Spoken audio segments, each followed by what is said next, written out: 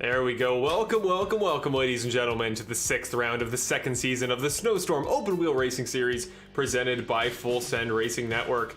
We are here at the Brickyard, one of the iconic locations and iconic venues in motorsport. And we head back to the United States, a location that will, I believe, host every race of our remaining season, aside from potentially the finale. And what a race we have ahead of us tonight as qualifying begins. You see on the bottom there, drivers begin to start their first attempts of the race. Well, unfortunately tonight, no on camera for me. It's been a busy week and didn't have time to get the whole setup set up. There is a visual reenactment of what it would look like if yours truly was at Indianapolis Motor Speedway, which we are virtually for the 6th round of our season. What a race it's going to be tonight. I'm expecting some huge things, and what a championship battle we've got as well. 3 points separating our top 2 drivers this season, those being Andrew Bedrosian and rookie Nick Nickerson.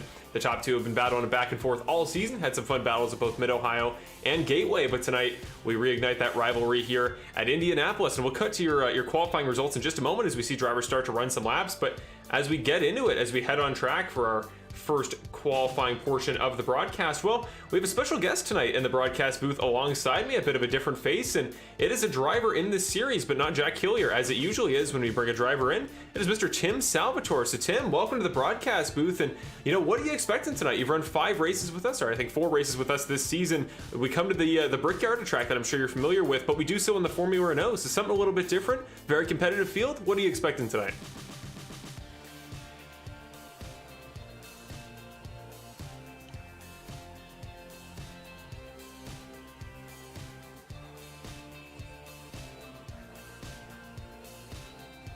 These cars on this track are unbelievably quick, and the closing speeds can be absolutely intimidating. Just how fast everything comes up on you. So yeah, I do expect that to catch a few people out. But I think there's going to be some really aggressive moves, and there's going to be guys that are able to sit back, come up through the field when if they feel like it's their time to make their move up towards the front for the latter stages of the race. But I do feel like, yeah, there's going to be a lot of different strategies at play here tonight. Some guys going to want to lead it all race long, other guys are going to want to sit back, and then obviously there's everything in between there. Now, in regards to qualifying, you're a great person to ask because you have experience in the series in qualifying at ovals, being quite quick, quite proficient. I believe you were on pole for Gateway a couple weeks back, so you know what it's like in these oval events to take the pole away and to try to capitalize on the draft. So if you're a driver in this qualifying session right now, as we see Andrew Bedrosian and Marshall Crocker jump to the top of the timing tower, now Max Preston up to second. As we see us go 3 wide, what are you trying to do here to maximize your qualifying lap time? Yeah, I mean, that's the biggest thing about getting pole in qualifying at an oval is not to be leading the pack. That is just the worst place to be. So whoever's leading the pack is just dragging the cars behind them to quicker speeds. So it's all about getting into the right position in the right spot of the track in order to just get a run. You want to be a few cars back, actually. You don't want to be the second car in the line either. You want to be able to kind of leapfrog and get through people, but you don't want to be starting too close to anybody's bumper to start a lap either. You want to have a nice, like, probably on this track, probably a 7 to 8 tenth gap to the car in front of you, and then just really suck up to the cars in front of you as the lap progresses. I kind of see some shenanigans going on right now, and I can see that those might not be the guys setting the fast laps. It's going to be the guys that are just trailing this big pack that are going to get the really quick laps going in qualifying here as they suck up to the cars, really use that draft. And it is honestly getting a good qualifying time at an oval isn't about pure skill. It's all about strategy. It's all about making sure you're in the right place at the right time, and also avoiding wrecks like we just saw. We did indeed. I was going to say a massive wreck for what you usually see in qualifying, and that is just guys trying to get every second they can out of the slipstream, and a couple guys miscalculating doing so. Andrew Bedrosian was fastest in the first sector, tried to go better on his pole time to this point, but was unable to do so. So he's going to stay at a 49.341, which is currently the bar. It's currently Bedrosian, Preston, Mitch Morrow, David Paxa, and Michael Nickel, your top 5. Marshall Crocker Sr., Tanner Digner, David Lakey, Nick Nickerson, and Fred Zufelt, the final 10. So Yeah, coming into tonight now, 5 minutes left to go in qualifying. It is really going to be a race of patience. You know, patience is going to be the word of the day. And I think we've seen that in the past in this series. You think back to, if you're a longtime veteran of the Snowstorm Open Wheel Racing Series, if you were familiar with our first season, we came to this track in the Indy Pro Cars, which is actually what we were supposed to run this week, the car we usually run for our oval races, but unfortunately it didn't have the right setup. They made a couple changes to the car that meant that it just wasn't really viable for such a long race at such a long track like Indianapolis. But yeah, coming here in the Formula Renaults, it's going to be a very different scenario. But last season, as we see Fred Zufeld jump into the 5th spot, last season we did see a situation in which we had 4 cars within 0.08 of a second at the line. And it's a track that is really about, you know, picking your moments, finding the opening, picking the perfect time to really get on the gas, really take advantage of the slipstream. And it's really a situation where, Tim, as we were just talking about pre-race, definitely not a race where you want to be first coming off of turn 4. No, absolutely not. This track is, I mean, not to say anything about the first 98 laps, but the first 98 laps don't matter. It's all about where you are at the end of the race and being in the right spot at the right time to really get a good draft down to the Brickyard and just get your nose ahead when it matters. But first, in order to do that, you got to be there at the end of the race. And well, the most important factor of that is, again, just patience. And right now, this is the time that you really get an opportunity not to be patient. We saw with that wreck just a moment ago in qualifying. You know, some guys are really pushing here. They're really trying to get every second they possibly can.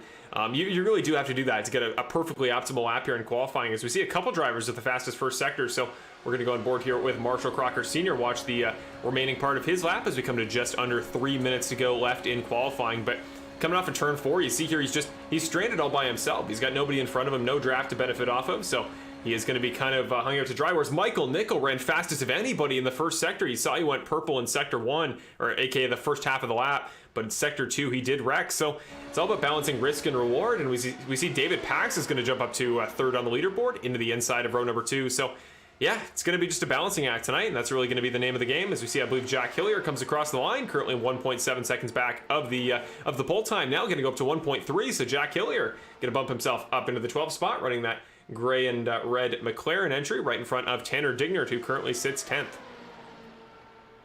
Back to the bottom here. Yeah. Sorry, Tim. Sorry. It's really interesting to see the names that are up at the top, and some of the guys who are kind of out of position right now. I mean, you got a guy like Nick Nickerson, who's currently in the top 2 in the championship right now, running down in 11th spot. I just wonder if that's his strategy right now of not putting in an unbelievable time with a great draft and just hanging back there, while everyone else is battling it out. He's just gonna kind of hang out back for the race. Yeah, let everyone else kind of wreck. Yeah, he's a veteran driver of the ovals. You got to think Nick is gonna have the perfect game plan for a longer oval. The same thing you do in a stock car at a track like Daytona or Talladega, you're gonna do in these cars at a track like Indianapolis. So just, yeah, a very real possibility there, Tim, is that he's just waiting back and he's just going to start from the back for the race. And that could be true of a couple of drivers as well, as a driver that we have yet to mention. We'll be sure to touch on in just a moment. But we have another driver in the field tonight that has yet to run a qualifying lap and likely will not as we come to a minute and a half left in the session. We just saw Rich Foligno in the 99 jump up to 5th on the board. Rich has always been quick here in the past at ovals, and he's always really good throughout the week and those practice sessions, those practice races. Always a guy that you can rely on to do pretty well. Mitch Morrow goes to the top of the timing tower, 44.298. Sorry, 49.298. That is a screamer of a lap. It really is. That is a time that we didn't see in the hour of practice pre-race. That was a time where just everything seemed to click for him, and he's a guy who has not had a pole yet this season. Don't believe he's even started in the top 3. So Mitch Morrow really coming out here in a breakout performance that, as I touched on earlier, we're hoping we're going to see tonight at Indianapolis. And half a tenth on to second place is a huge amount on an oval track where you're flat out the entire time.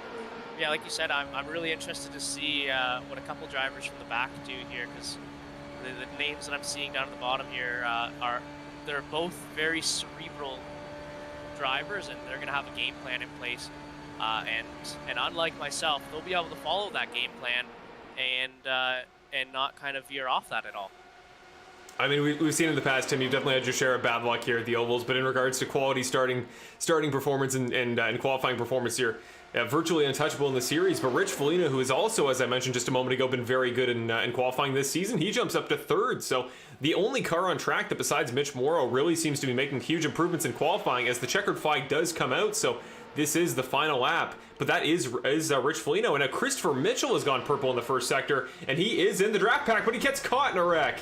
He and David Lakey come together. I believe Mitchell there got into Foligno in the aftermath of that, so that potentially great lap time is going to be thrown out the window. But Max Preston is the final driver to come across. The number 13 there running a different livery tonight, a new custom livery for the Canadian. And Andrew Bedrosian at the last second, a 49 flat. Holy cow, what a lap time.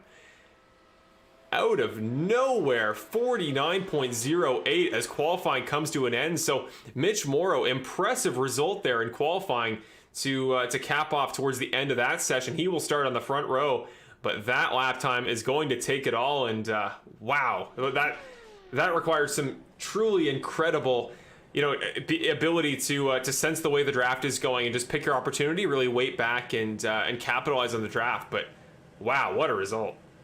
Yeah, it's some great timing right there. Just to time that draft absolutely perfectly.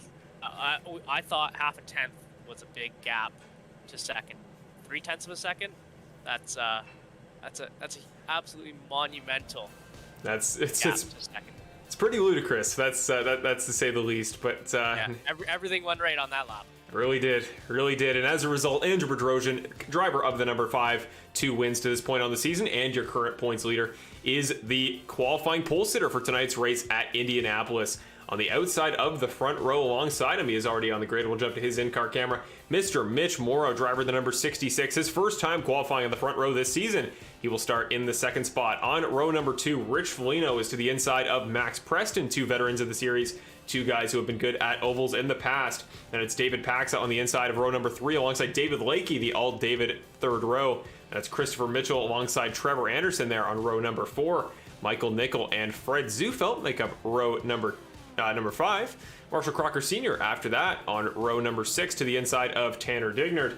Then on row number 7, it's Nick Nickerson to the inside of Jack Hillier. And there he is, the man who I was talking about earlier, Mr. Logan Paxa, the champion of the series, former winner of the Snowstorm Open Wheel Racing Series first season, your 2-time Karts to Computers Racing Series champion, or to put it in other words, the driver who has won every season of any series I have ever hosted. He is back tonight, making a one-off appearance here at Indianapolis. He had the free time, and we were kind of making this a bit of an invitational if we wanted somebody else to join. So Logan Paxa will make his start running the number 10 tonight rather than his traditional numbering system, but there he is, Logan Paxa. Great to have him back and running a one-off. It'll be interesting to see what he can do. But there we go. We are now ready to go, and we got the grid done and plenty of time prior to the warm-up lap. So before we go too far here on the broadcast, we do also want to give a shout-out to a very important partner of the series and an organization that without them, we wouldn't have nearly as many viewers here on the broadcast because they do some great work shouting us out. And they've also provided the drivers that we are lucky enough to run with in this series. And we got somebody that can maybe give a little bit more insight about the entity I'm talking about than I could, but our sponsor, you see up there up top, CanadianMiniIndy.com, premier rookie karting or any level of karting racing to get you started in auto racing. Tim, you want to talk a little bit more about Canadian Mini Indy? Yeah, it's great to have Canadian Mini Indy here as a sponsor. They're an absolutely excellent company. If anybody who's in the Southern Ontario area is interested, likes motorsports, even if you're just a sim racer or just a casual observer, it's an amazing series to get yourself started in motorsports. I always say that karting, and especially the Arrive and Drive program at Canadian Mini Indy is the absolutely perfect step if you want a little bit more realism from your racing, or if you just want to go have some fun with some friends. It's a great place to be. It's a great atmosphere. You have unbelievably close racing every single time you put the helmet on. You get on track, you're having a lot of fun, and then you come off track and you're always giggling with your friends. Like there's nothing better. I can say I started in Hamilton at the precursor to the Canadian Mini Indy. It's getting close to 20 years ago. Not quite 20 years yet, but I started about 20 years ago there, and it's kind of what got me hooked on motorsports. Went through did a lot of karting in my life, and now we're doing some karting and sim racing. So it's yeah, it's great to have him. Thank you so much, Tim. Thank you to Canadian Mini Indy for sponsoring, and thank you to our drivers for making it out tonight, because we are green. 100 laps at Indianapolis Motor Speedway for the 6th round of the 2nd season of the Snowstorm Open Wheel Racing Series. Andrew Bedrosian, your pole sitter, takes us to green. Good jump from the number 5 car, but not too far behind is Rich Foligno around the outside of Mitch Morrow. We're side by side for second on the very first lap, and you are going to see some dicing around here. Even though it's early, early stages of the race, guys are going to want to take it patient. You're going to see some slotting around, and this is what you can expect from tonight's race. As we head down to turn number 3, we might go 3 wide. David Lakey's going to jump up to the top. Currently, Bedrosian, Foligno, Morrow, Lakey, Preston, your top 5. Yeah, this is going to be unbelievably interesting here. Marshall, we've got kind of the tale of two fields going on here. We've got the aggressive guys at the front, and they are really aggressive right now between Andrew Bedrosian, David Paxa, Rich Foligno, and Mitch Morrow. There are a few guys that aren't afraid to put their nose in places. And then you've got at the tail of the field here, we've got Nick Nickerson and Logan Paxa, who are just playing that really smart game. And I think they're going to let the field get away from them and just wait for their time later in the race. Currently, Max Preston is the highest mover of the top 5. He's gone up from 4th to 3rd as David Lakey jumps by him on the outside line. David Lakey in the 84, an experienced racing veteran in his own right, but more so in the stock car side of things, is taken out. Turn number 3, our first wreck of the race. We go right to him, and immediately a massive flip. Caution comes out. The weird collision physics here on these Formula Renault 3.5 cars causing all those spins and flips we just saw. First wreck of the race, and it's David Lakey, who was a kind of a pioneer. Tim there on the outside was the only guy really trying to give it a chance. Yeah, he just got a little bit unlucky there. It looks like kind of everybody was in 3 wide, and he just kind of got a wheel to him. And when you're on the outside there, you've got you can either hit the car or the wall, and well, he did both. Gonna go to our full send racing replay presented by CanadianMiniIndy.com, and yeah, it's just.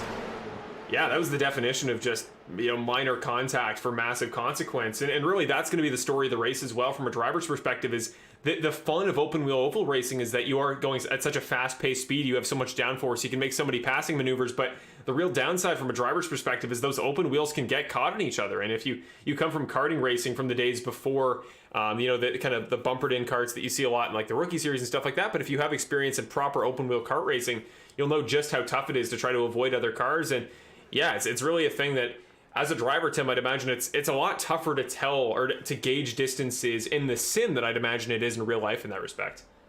Yeah, absolutely. And one thing we have to imagine and kind of point out is that in a sim, it's everyone's on a different setup as well, right? Mm-hmm. They can, first place might be in VR, and they can look over to the right and see where their right front wheel is and see where those other cars are. But if somebody's on a 24-inch monitor, all they're seeing is their steering wheel and the inside part of their 2 front tires. So there's a lot less to actually see for them right there. And it makes it a really interesting way of racing, because you have to know your competitors. You almost have to know what your competitors are racing with, because everybody's just going to be in a situation of they might not know you're there. Mm-hmm. And other guys are going to have, if you've got triple monitors or if you've got VR, are going to have a really good understanding of who's around and how close you can get to somebody. But I think that one of the things we just saw there is somebody who maybe didn't know where the guy was on their inside, and then also just kind of rode up into David, and he was kind of just a little bit of a passenger there. Yeah, a bit of an innocent bystander, and that, we're going to see a lot of that tonight, in regards to wrecks and stuff like that at these high-paced ovals. Whenever we see a wreck, we're inherently just going to call it down the middle, because, there's really only so much you can extrapolate from watching 2 cars at high speed make a little bit of contact at, going 200 plus miles an hour. So, yeah, that was just a case of miscommunication between 2 drivers, and tonight we'll be sure to take a more nuanced look when analyzing, what may have caused a wreck, because it's not always, how it appears on first glance. No, absolutely not. And the good thing about tonight and the ovals and the length of this race is that an early wreck isn't going to kill you. I had happened to myself at Gateway there, where I had a little bit of an early wreck.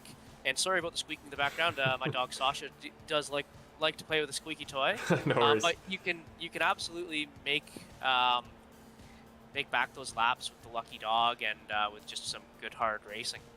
Yeah, we've seen many an oval winner in this series win from multiple laps down, and yeah, it's all about recovering. It's all about comeback drives if necessary, and unfortunately, only one driver to this, fortunately, only one driver to this point has gone a lap down. That being David Lakey, who has now returned to the track and will get a lucky dog if he's able to get another caution before another driver goes a lap down.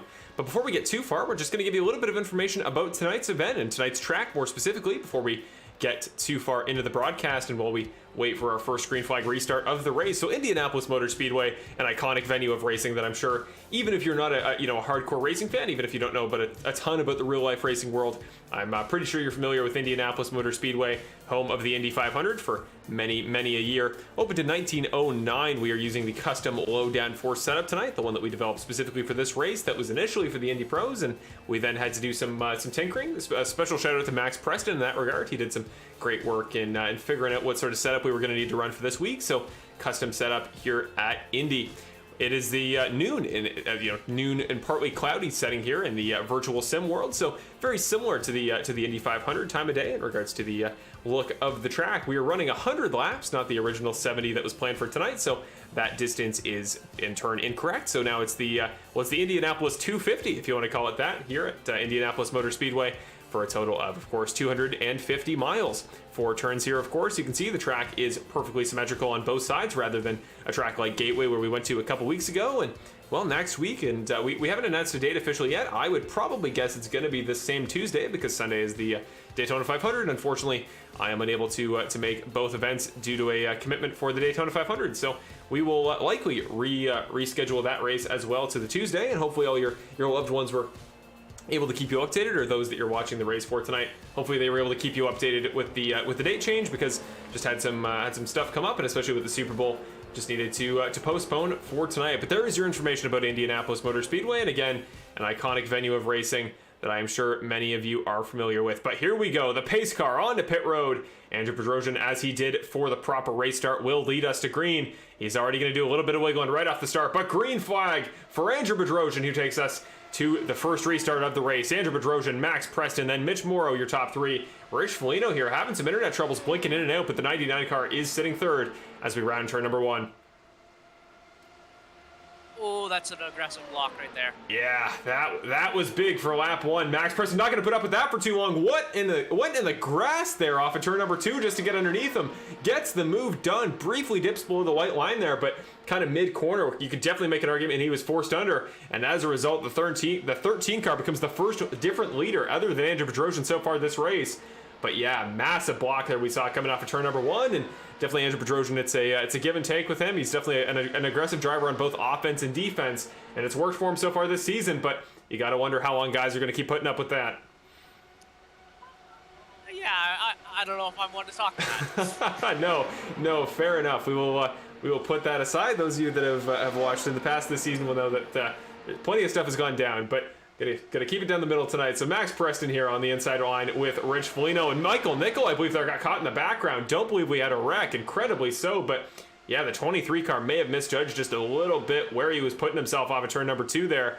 As we come down the backstretch, it looks like Andrew kind of getting shuffled back into the pack here a little bit. He's sitting on the inside of a 3 wide, just above Max Preston and Rich Foligno. Now Mitch Morrow trying to get underneath and go with him. He started on the front row and is now trying to pass the only driver that qualified in front of him.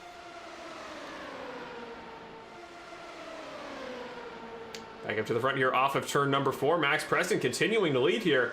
Got about a half a car length here from Rich Foligno, who continues to have internet issues. We're going to have to keep an eye on that because we've had problems with it in the past. So hopefully he gets that figured out and that gets calmed down. But so tough, Tim, from personal experience, to try to calculate where a driver is if they're blinking on and off track, especially at such a high speed track like Indianapolis, where the tiniest fraction of a car jumping up in front of you can make all the difference.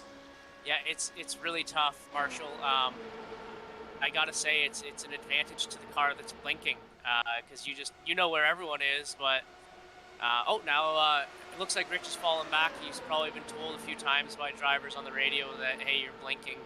It's time to back off until your internet stabilizes. Have to feel for Rich. He's so quick. He's always in the fight until he isn't. Like, he's he just has no luck, whether it comes to internet or accidents, maybe even dogs in the simulator like I've got. Yes, shout out to Sasha, our honorary third commentator tonight, but always in support of dogs here on the broadcast. Andrew Bedrosian himself has a dog on the side of his number 5 car as we come through turn number 2, but this battle back and forth between your top two, Bedrosian and Preston, continues on, but Michael Nickel here in the 23 car trying to throw himself in the mix there as he heads down the middle once again. Gonna go to our chopper camera here just so we can really get a reference point for how close the racing is. Michael Nickel dives right in front of Max Preston. You saw Preston a little bit had to check up in order to avoid him heading to turn number 3, but Michael Nickel, new race leader, and if the 23 can come across the line in first place, he will take a bonus point for leading a lap. Oh. Max is going right back for it down the inside, see if he'll get his nose across by the line. It looks like Michael's gonna get it there. And oh, is that 4 wide? That was 4 wide, very briefly. Very briefly. Yeah, Max Preston on the bottom line there keeps having drivers from the top that are like, faking a move, are almost chopping down on him, but backing out of it. We saw it again there as Mitch Morrow jumps in front of him. So nobody's given Max Preston the opportunity to run it up front. And Preston again diving below putting half a tire below the line in turn 2. He's now running the grass twice. And these cars, Tim, these Formula Renault cars, they cannot take running in the grass for that period of time. You got to think if he keeps trying that to make maneuvers, he's gonna spin himself out solo one of these corners. At some point, it's gonna bite him. But I kind of really like seeing this aggression from Max. A lot of the time, he's more of a sit and see guy, and he plays really smart. But it looks like right from the start here, he's going gloves off. And now we're on board with the driver of the number 13, sitting right behind Mitch Morrow, current race leader, who does lead that lap. So bonus point to the 66 car. But yeah, as we come through turn number 1, you just get a reference for how close he got to get up to the back of that car in front. And now we see Jack Hillier moving up into the 4th spot, driver of the number 44. He's trying to weave his way through the field. And David Lakey there, you see on the outside of the front row, you're probably wondering, who is that? He's not in on the timing tower in the top 5. That is because he is the lap down car of David Lakey in the 84. Back to that top line, Tim, that we just saw him have problems with a minute ago, but he does have a little bit of help from, well, a veteran of his former Bandit Racing League series, a series that's been on this very channel, Mr. Nick Nickerson. So they're teaming up here, and I think team dynamics and maybe even the bump draft, as a couple of guys have tried, going to be crucial tonight, as it always is at Indianapolis. Yeah, it looks like Nick's really just glued to David's bumper here, and he's gonna use him to get up to the front. Gonna be. I'm not envious of these drivers right now. This is definitely some sweaty palms territory here.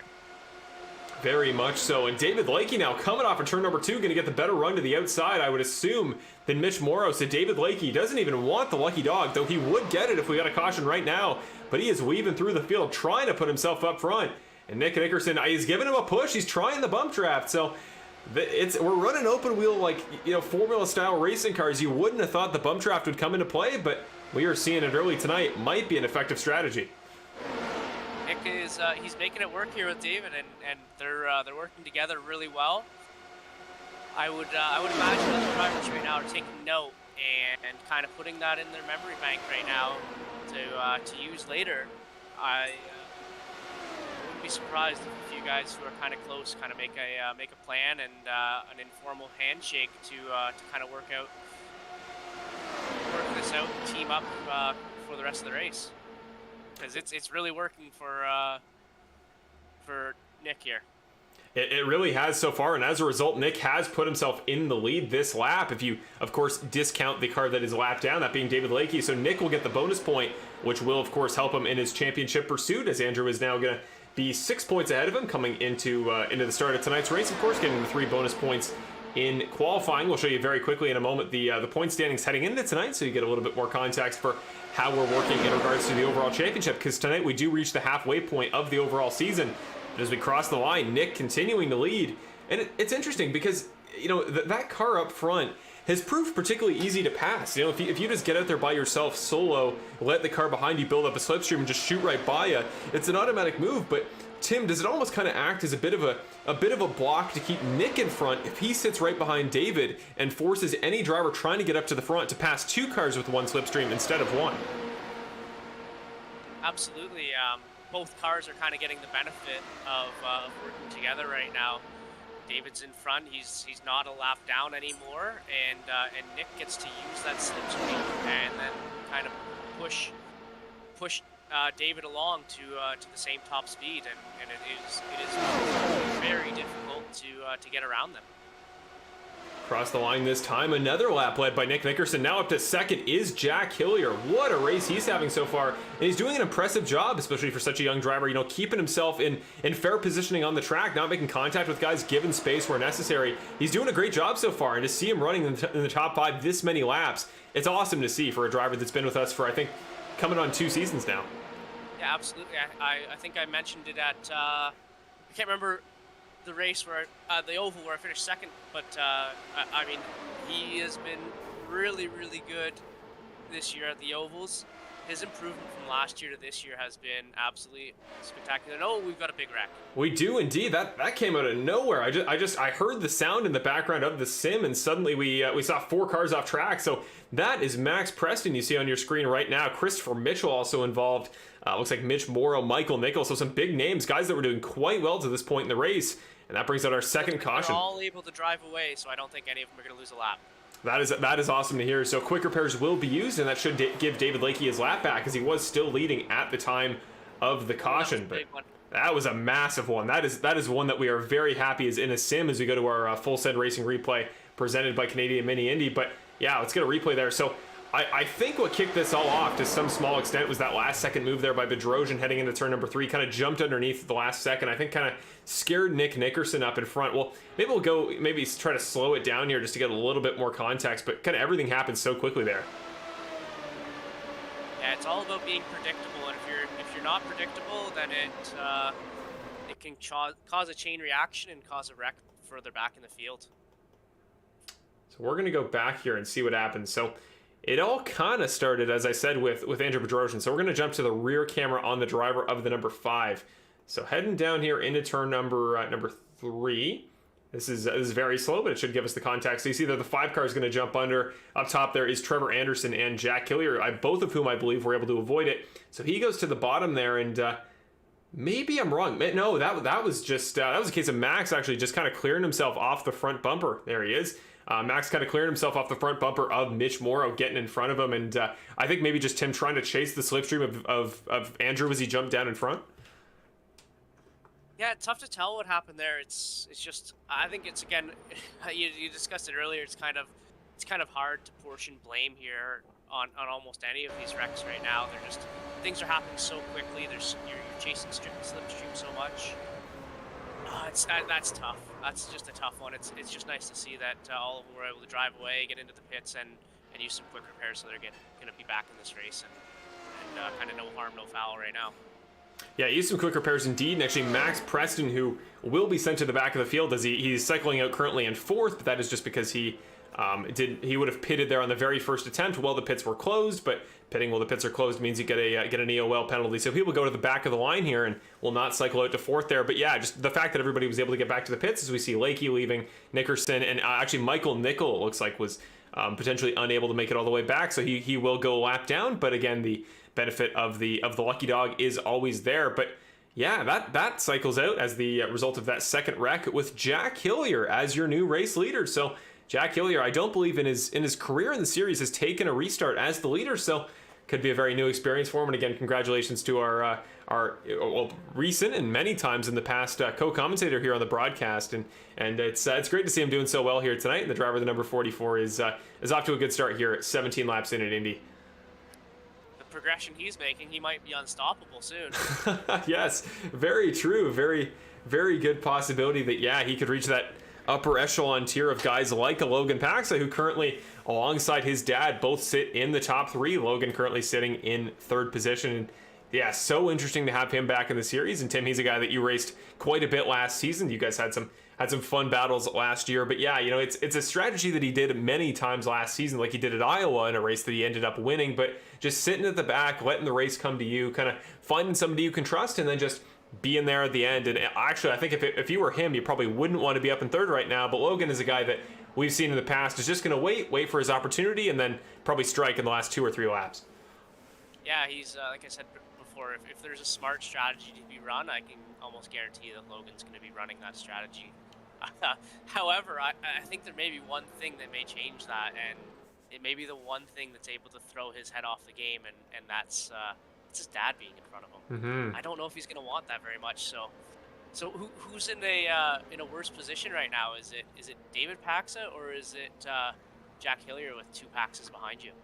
That is the real question. We saw them team up last year, I believe, in that Indy race as well, in an open wheel car. A car that shouldn't be able to bump draft. But you want to talk about 2 guys that could make that team team effort work, like we just saw with David Lakey and Nick Nickerson. If there's 2 guys that I think could make that work, it would be the 2 Paxas, 2 guys that can actually communicate behind the scenes. And I heard plenty before the race that the 2 Paxas were going to have some support here tonight. So if you guys are there in the commentary booth, you're out here to support Logan, David, or anybody here in the broadcast booth, or as always, just use the chat. Feel free to throw anything you want in. We'll get some chat feedback on some stuff. But yeah, if you guys are out here to support the 2 Paxas, let us know what you think they're going to do. You think they can make the teamwork work like we just saw with Nick and David, or do you think it's going to be an all-aggressive Paxa versus Paxa battle to the finish? I think it could go either way, but I'm excited to see how it does. I think if anybody knows, it's going to be Heather. yes, Heather in the chat there is going to be the go-to. She's been with us since the very beginning here in the broadcast. We're always happy to have her, and I feel like she's gonna have a pretty good handle on the 2 Paxas, as she is their biggest fan, and 2 drivers that have had a lot of success in this series. But here we go. Jack Hillier leading us to the restart for our 3rd restart of the race here at Indianapolis. Waiting, gets it going now. The 44 car takes us to green at Indianapolis on the lap number 19. And so far, Logan's just sticking in it. Yeah, he is not falling right in behind his dad's back bumper, but certainly just chilling there for the time being, gonna wait for his opportunity. This will be the make or break. We'll see what he does this lap and see if he uses the slipstream or just drops out, and he drops out. Gonna go right to the inside. You see up front, though, the battle between Paxa and Hillier for the lead. David Paxa, Jack Hillier side by side, turn number 3. Who did just drop below the line? That was Logan Paxa. So Logan. He is, we called it to perfection, Tim. He is not interested in racing right now. He is just gonna drop right back, and this is what won him 3 championships. Just that patience, wait for the race to come to him, and he'd rather not race up there with his dad, who should, unless Trevor Anderson pips him to the line, should lead the lap. But no, Trevor does lead the lap, so Trevor Anderson will get a bonus point, currently sitting 3rd in the points. Another smart move by Logan. Just he knows his race isn't now. Yeah, it really isn't. He's going to be a guy that is absolutely going to factor into the final 5 laps of the race, provided he's still there. But Jack Hillier continues to run up front, side by side. 2 very different lines. Look at how wide they're getting on track. It's just 2 big, long lines of guys trying to conserve fuel, just sitting in the draft, led by 2 drivers that have definitely been in this series for a fair amount of time now, but have yet to really battle like this competitively on track. So what a fun battle this is going to be to watch as we come to the end of lap number 20. It is impressive how absolutely equal the high line and the bottom line are right now. It really is. There is no clear advantage on either side. And I know guys pre-race were talking about, the top line just doesn't seem that beneficial. What's the point? But guys on the bottom, as tight as you can get on the straightaways, you can definitely build the draft up more on the outside. You don't have to take your foot off the pedal. You can keep the run up, stay on the gas all the way around, and just capitalize on the draft from that high side. So I think both have merit. But Andrew Bedrosian jumps down in front of Jack Hillier, who jumps right back down to the bottom. We are 3 wide. There goes Trevor Anderson, who's going to drop back in behind Hillier. So Hillier again going to lead here into turn number 3, and he will lead it through the corner once again. Trevor Anderson now trying to get involved. He's going to go to the bottom off of turn number 3. Is the opening there? It is, and there goes Trevor Anderson getting helped by the guy who was last place only like 5 short laps ago, David Lakey. And that shows you all you need to know about the Snowstorm Open Wheel Racing Series. As we come to the line, he might lead the lap. He does. He's got Nick right behind him again. They are glued nose to tail. The teamwork there from those 2 black and green entries, the number 2 and the number 84, has been palpable all night. And it's working once again. David Lakey up to the front, Nick Nickerson 2nd, Andrew Bedrosian 3rd, Trevor Anderson 4th, Jack Hillier now cycling to 5th. And in just 1 lap's time, David Paxa all the way back to 11th. That's the kind of racing we should expect here at Tim at Indianapolis. I think David's a smart guy. We won't call him one of the older drivers in this field, but he's one of the older drivers in this field. So he's pretty smart. He's got a good head on his shoulders. He sees all the aggression going on up front and probably decides, you know what, I kind of want to finish this race. Yeah, I think that's probably a very similar strategy to that of his son Logan. So, got to wonder if the two Paxes have now that they're out of the top five and they're out of the battle for the lead laps, they're just like, hey, there's no real advantage at this stage in the race to fourth over 12th. So, just sit in the back, wait for the race to come to you, and we almost had contact there. Right. Holy cow! Yeah, that was Nick and Andrew coming together a little bit off of turn number 2, but they keep it on track, keep it together. And that bump draft continues between the top two cars of Lakey and Nickerson, and you gotta wonder how long that's gonna last, because it is so tough to line these cars up like that. Yeah, it's this is a big track, but they were fighting over the same lane there, weren't they? Yeah, they certainly were, and as we come off of turn number 4, what an event this has been so far. What a race, and you think about the gap between the front to back, top 14 separated by 2 seconds, and that is why we had such a great finish last year, and that's why it's got to be so stressful if you're a driver anywhere in this field, because one little slip up, one little miscalculation, and suddenly you're burning one of your 2 quick repairs. Yeah, it is pretty nuts right now. Full field within 2.3 seconds is I don't think you can get any closer than that, can you? No, that's virtually unheard of, and the only time I can imagine seeing that is like on Sunday at Daytona for the Daytona 500 in a stock car, but that's a very different scenario than in an open wheel formula style race car. We weren't even supposed to be running these here this week, and suddenly these guys have turned them into a traditional oval racing car that it really wasn't meant to be. But the racing has been awesome so far, and here we come to the start of lap number 25 now, but a quarter of the way through tonight's event. Still plenty of racing left to go, but Tim, so far from your perspective, who has been the guy to watch? What's the storyline so far here tonight at Indy? I think the story right now is Nick and David. They're working so well together, and yeah, there's been other guys that have kind of cycled up through the lead, but they look like the pair to beat right now with their teamwork. There's no one else that has another guy with them that's helping them to the front consistently. There's a couple guys that'll work together here and there, but those two are consistently nose to tail helping each other. So that's going to be tough to beat at the end. Yeah, I think some other guys will cycle up through the lead, but if we come to the end of the race, if they're still working together, that's going to be a hard combo to beat. Well, the guy currently trying to find a way by them is Max Preston here in the 13 car, again running that new blue, I'm trying to read the hood there, the Alumo Marketing number 13. He is sitting right there behind that front pairing, and you keep seeing here, Tim, if you watch the onboard, he's getting those runs. He's finding the slipstream and having the momentum to get by. So if he's not trying to make that move, which clearly he isn't, you're going to see he just backs off again. You can even see on his rev limiter there, or you see his gauge there on his wheel. You can see that he's backing off there on the revs and not trying to make the move. So what would you think that would be, Tim? You got to think just like, fuel conservation, trying to push your pit stop back as long as you can, maybe save some time at a stop later in the race?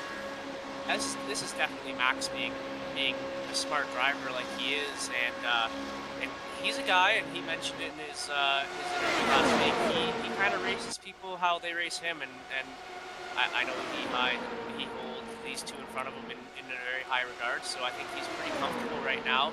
He knows they aren't going to get too aggressive with him, so he won't get too aggressive with them.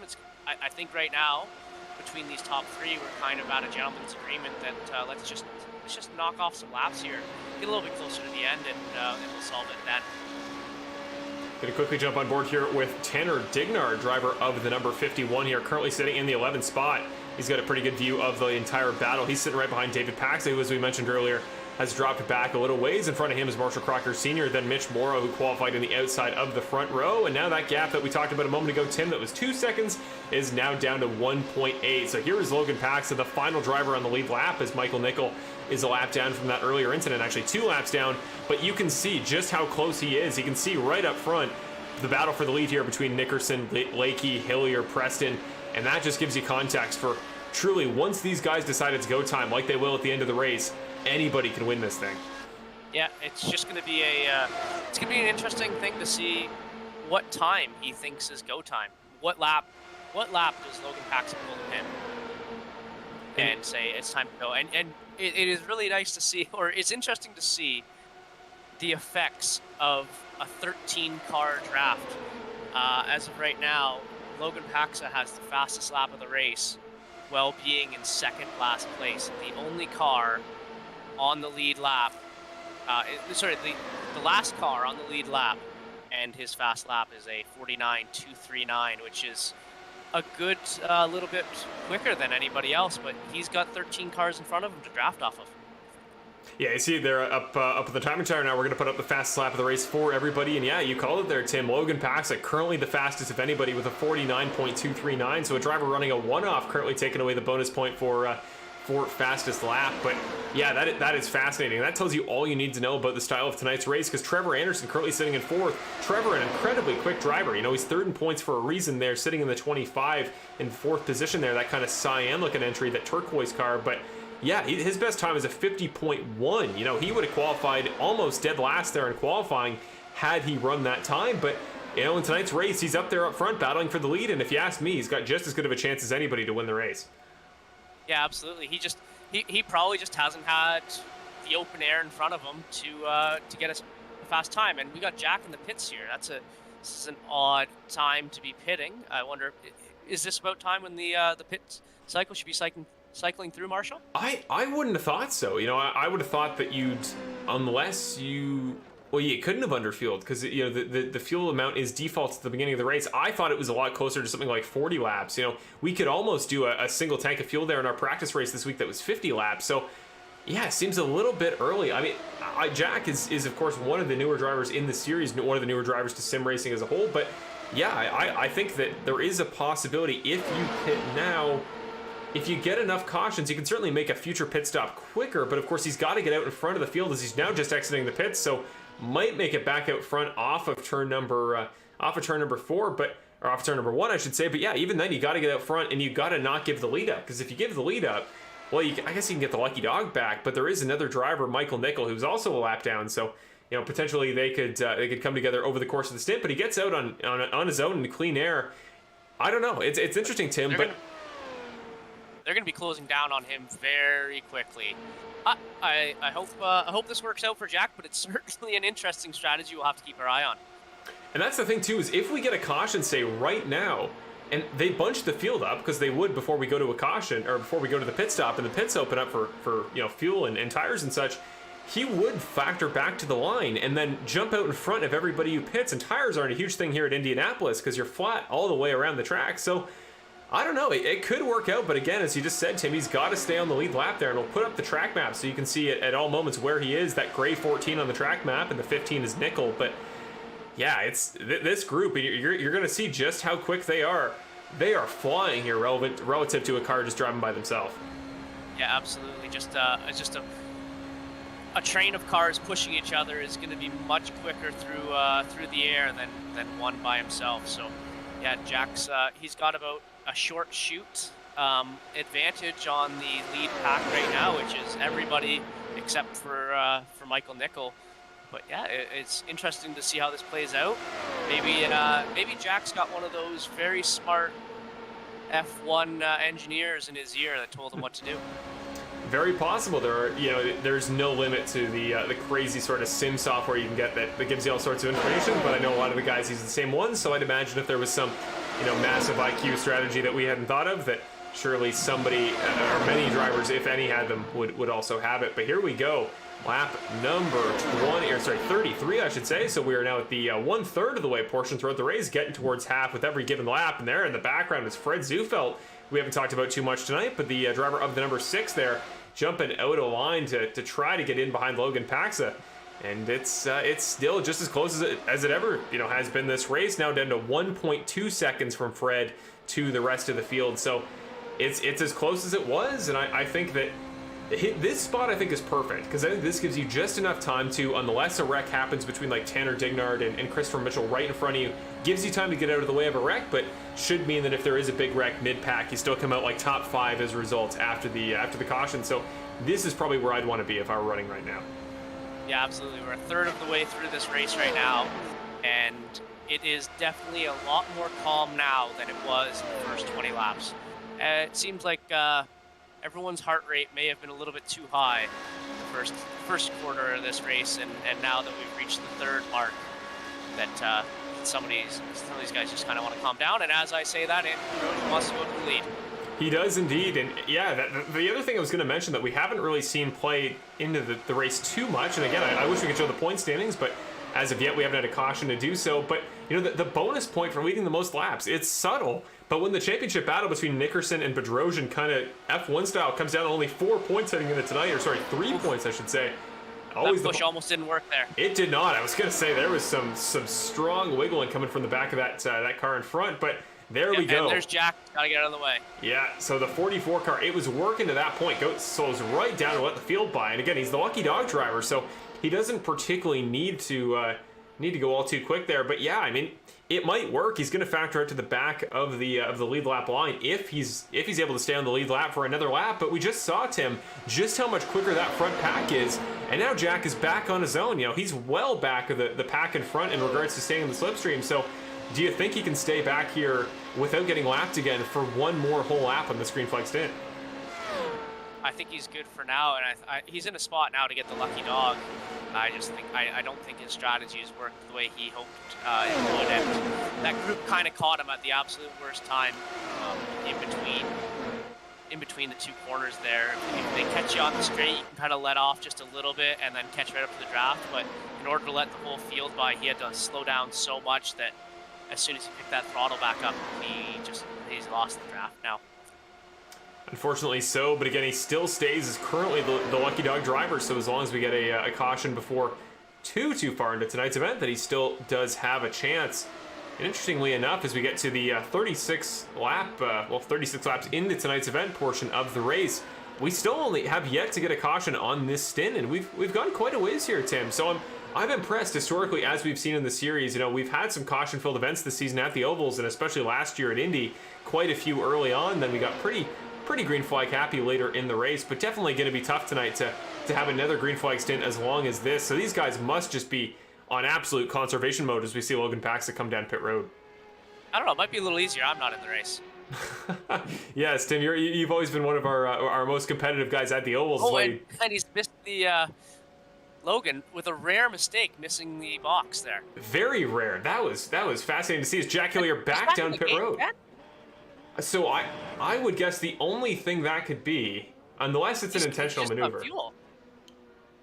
Yeah, unless he didn't take fuel, or no, he wouldn't have got a pit road speeding penalty, you would assume, unless he got one on entry, but he's gone a number of laps now, so you got to think he would have had to serve that prior to now. So just a race that was looking so good for Jack Hillier in the 44 car there has since kind of just evaporated, and now I would think as Michael Nickel comes off of turn number, I think this is 3, he's got to be catching up to him fairly quickly. So potentially this battle here for what would become the lucky dog spot, unless Logan Paxa gets lapped, is going to get mighty competitive here in a moment.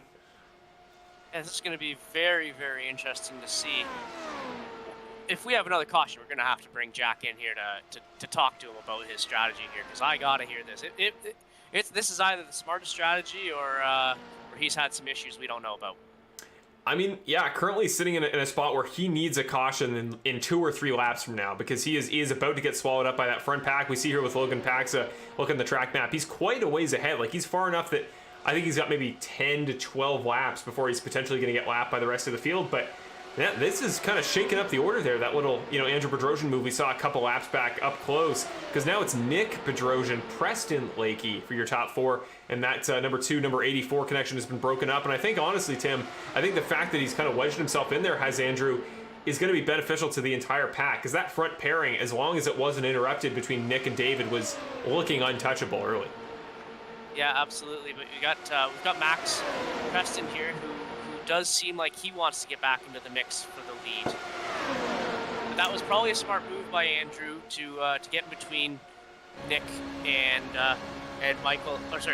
David there, because you know what, you can see it. They were working together, and the only way for them to not work together is if you put a car in between them, and he did that. We are 3 wide as we cross the line, and the guy in the middle, all by his lonesome, is the 13 of Max Preston.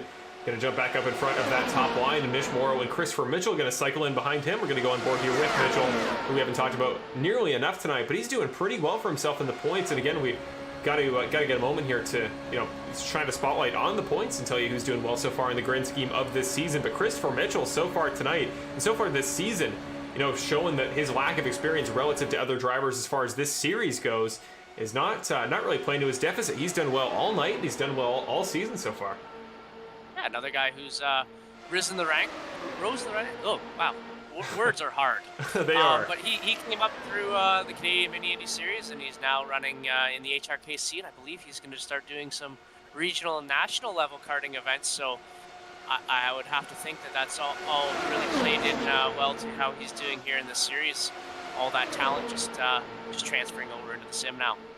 I'm really glad to hear that about the national level karting stuff. He's a guy that I used to race with, again, also a Canadian Mini Indy through the rookie series back when he was first getting his start in karting, and we had some really fun battles back in the day back then. So it's great to see him getting better and better, and yeah, he's proven this season that poise, that maturity, that experience as a driver through karting has definitely seemingly paid off this season, being one of those great rookies who's made their debut this season, like a Mitch Morrow, like a Nick Nickerson, who, speaking of which, remains the leader of tonight's race in the number 2 car. Yeah, absolutely. Karting just it teaches you the fundamentals on one, how to go fast, but more importantly, is how to race. Yeah, it's two different things, right? Like you can be a hot lapper and just put in quick laps. If you don't know how to drive with other cars or karts around in any sort of series, you're kind of euchred. Yeah, you really are. That's a perfect word to use too. Great. There you go. Words might be hard, but you're mastering the vocabulary there, Tim. But yeah, that's is about to be an unfortunate situation here for Mr. Jack Hillier. Perhaps not for Mitch Morrow, who shoots up the middle. Is going to try to capitalize on Jack Hillier. We briefly went 4 wide as Max decided not to slow down, instead going to the inside of Hillier. Contact. They did. He got into the inside quarter panel of Jack Hillier there. The 44 car getting tapped up by Preston, who I don't believe has any damage as a result. You see Max on the outside there, the 13 car looking fine, but yeah, just a little bit of a miscommunication as Jack back down pit road, presumably damage after hitting the outside wall.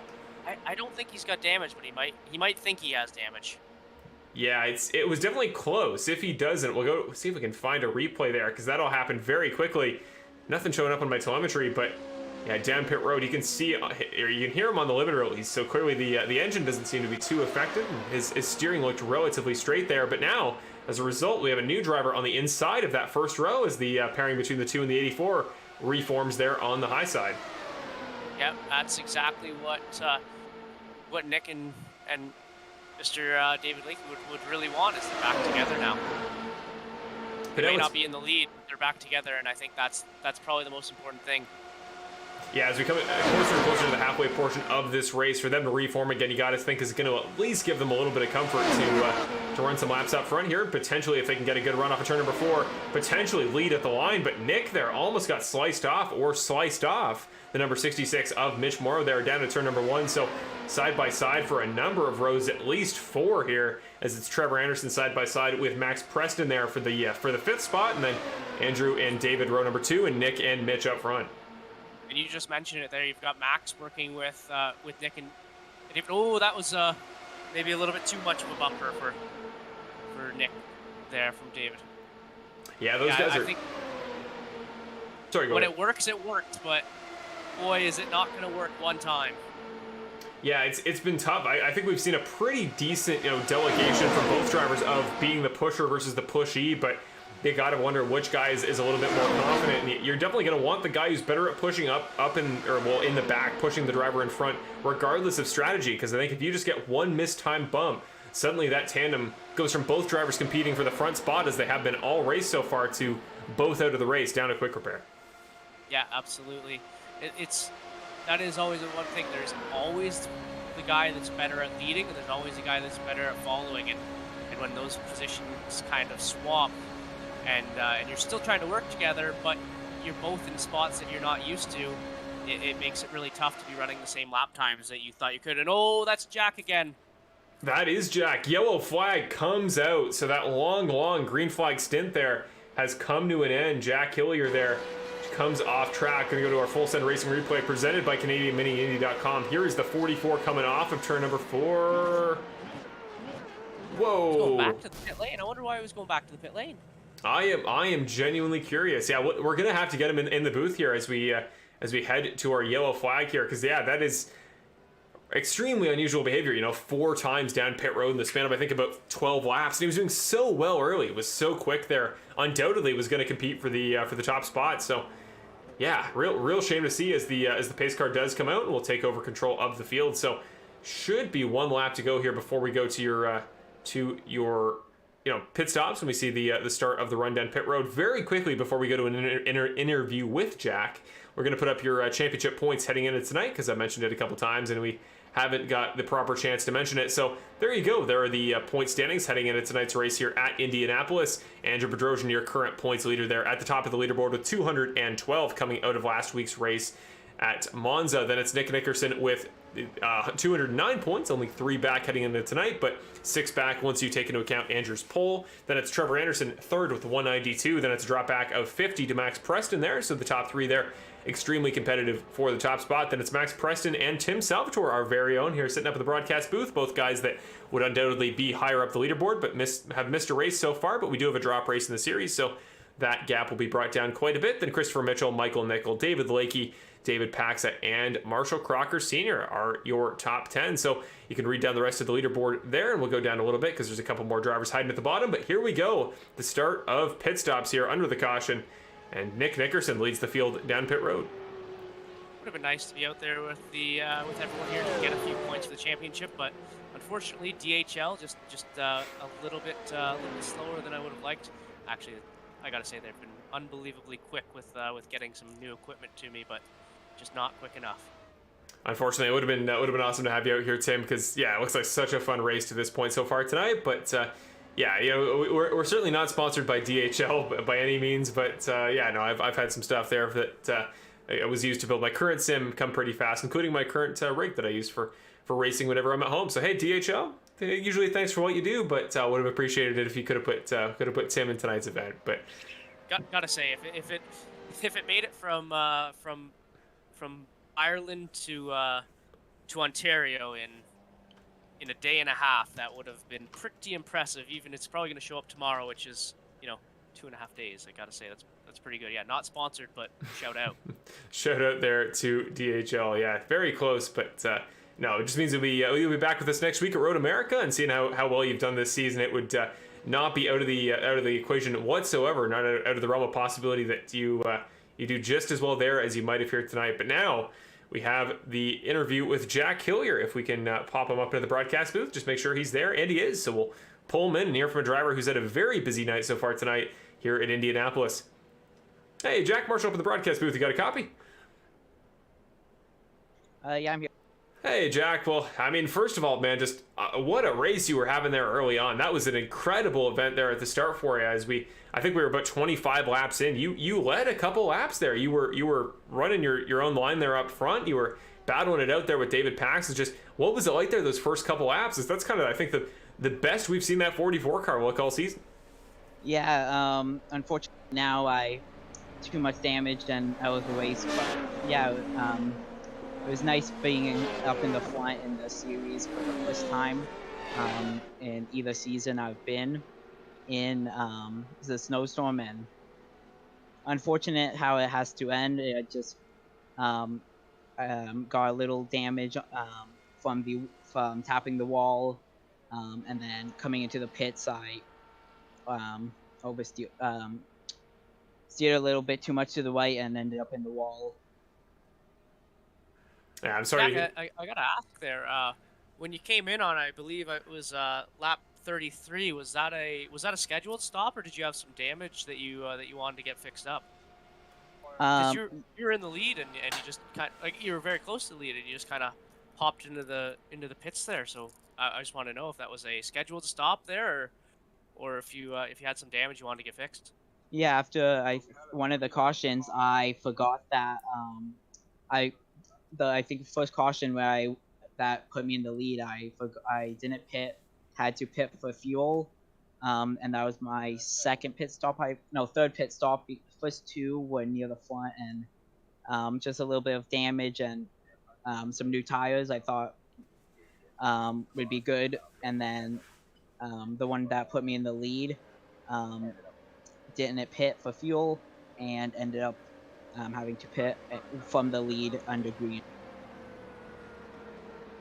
Well, you're running really well, Jack. That was it was a lot of fun to watch while you were there. And I think when it comes to another oval, you'll be right back up there again.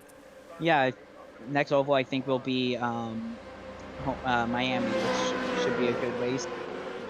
Awesome. Well, we can't wait to see you there, Jack. We're just heading back to green, but sorry to hear you out of the race tonight. It was such a great performance from you, and I can't wait to see another great one in 2 weeks. Good luck with the broadcast, and see you guys next weekend. Awesome. Thanks, Jack. There we go. Back here, green at Indianapolis. And, well, this is going to be another storyline here, Tim, because out front, as there is a massive gap from the top two back to Preston, back to 4th and 5th, it is the two packs as side by side, Logan versus David, as we come to the halfway point. This is the battle I know a lot of people in the chat have been waiting to see. Yeah, absolutely. It's father right behind son. So will they work together, or is there going to be some sort of? Well, it looks like Logan he's defending. Okay, I wasn't sure if he was just going to let them go by and race his own race, or if he was going to defend a little bit there.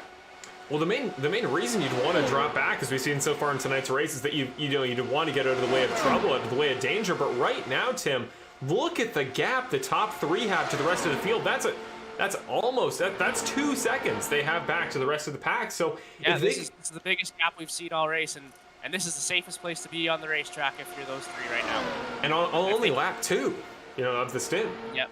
Yeah, if they can work together and hold this gap through whatever green flag running we've got here, they should be at least able to stay out of trouble. We've seen so far this season, Americans have taken the win in every race in the first couple so far this season. Andrew Bedrosian, I believe, on the timing tower or on my telemetry is incorrectly labeled as a Canadian, but yeah, now we're seeing the Canadian top three there trying to run away, maybe forming a coalition here to put a different driver here at the top of the leaderboard so far this season. But yeah, the three are coexisting fairly well. They're not getting too close on track. I think that's David dropping in behind Logan there, trying to get the slipstream. We'll see if they just trade spots back and forth here on the backstretch. But that gap is not getting smaller. If anything, it's getting a little bit bigger, now up to 2.1 seconds back from David to Mitch Morrow sitting in 4th. So this could be a very different stage of the race, Tim, as we came to the halfway point of the race that last time by. Yeah, absolutely, and it's really interesting to see here if they're just helping each other out, kind of doing the leapfrog thing with the draft, or if they're going to battle it all. And especially with the guys behind, there's going to be kind of a battle to see who wants to lead this pack up to Max, Logan, and David. And right when they figure that out, they should be able to track them down. But it depends on how long it takes for them to kind of figure out who they want to lead this pack up there. And everyone always wants to be that guy leading the chase down. So yeah, it's going to take them a few laps to kind of sort themselves out before they can do that. But until then, that gap is just going to keep growing, and it's at 2.2 seconds from David to Max right now. Yeah, it's only continuing to subtly grow here, and yeah, unless that pack in behind, as you said, Tim, is able to find a way to form up and really make some productive lap times, they're just going to sit here, and this is going to serve as the battle for 4th until we get another caution. So it is Lakey and Nickerson reforming once again on the outside line. That is Rich Flynn back in the equation. Remember, early on he had internet issues. That car is looking stable now, so whatever he's done to fix it has been effective. And that 99 car back in the equation. And you got to think, Tim, knowing what we know about Rich, especially how well he does in the practice races, if that 99 car is anywhere near the front of the pack, he could factor in to the battle for the win. Yeah, and you know what? He's also not afraid to make a move here and there, so he may factor in more than in one way or another. Here he comes, the 99 car on that outside the line. Got a great run off of turn number 2. Is now out to the outside of David Lakey. No help there in behind, though, so it's probably going to factor back into maybe right in front of Mitch Morrow, maybe just behind him, but wherever he may end up, that pack is starting to catch a little bit. Like, David Lakey was back 2.3 seconds. Now he's back down to 2.1. Like, he's getting a little closer, but you can see here, if we look on board from David Lakey's perspective, that top three continues to drive away up front, and it's made up of, well, currently Preston in the lead, and the two packs is chasing him in behind. Yeah, but we see the same old theme again. We've got David and Nick working together, and if they can keep doing this, they should be able to catch up. I think the wildcard factor here in this pack really is Andrew Bedrosian sitting there in third. He looks content to just ride in behind them for now, because I think he knows as well as the rest of the field does that the longer they wait to go track down that front pack, the worse their chances are if this race goes green at the end, which I think is unlikely, but we have seen crazier things happen in this series. So yeah, they're starting to form up again. Trevor Anderson now jumping in behind. Then up top, it's Mitch Morrow and Tanner Dignard, maybe trying to move up a little bit. Marshall Crocker Sr. has to jump out of the way of Tanner Dignard, who drops down very briefly, and Rich Foligno now back in behind him. But everybody here on the lead lap is within 3 seconds once again. Michael Nickel currently only a lap down, so if we get another caution, he will be back on the lead lap, and then we'll have all 14 drivers left in the race on the lead lap. Yeah, we see some really close racing here, and I think, like what you said, I think Andrew is probably seeing the writing on the wall here that he needs to work with David and Nick to get to the front. And you see Trevor there is pretty content as well, but Tanner's making a run around the outside. He is. Tanner Dignard, who has been relatively in the equation here in the start of this stint there on the outside line, the only guy who's really committed to it from the start to the finish.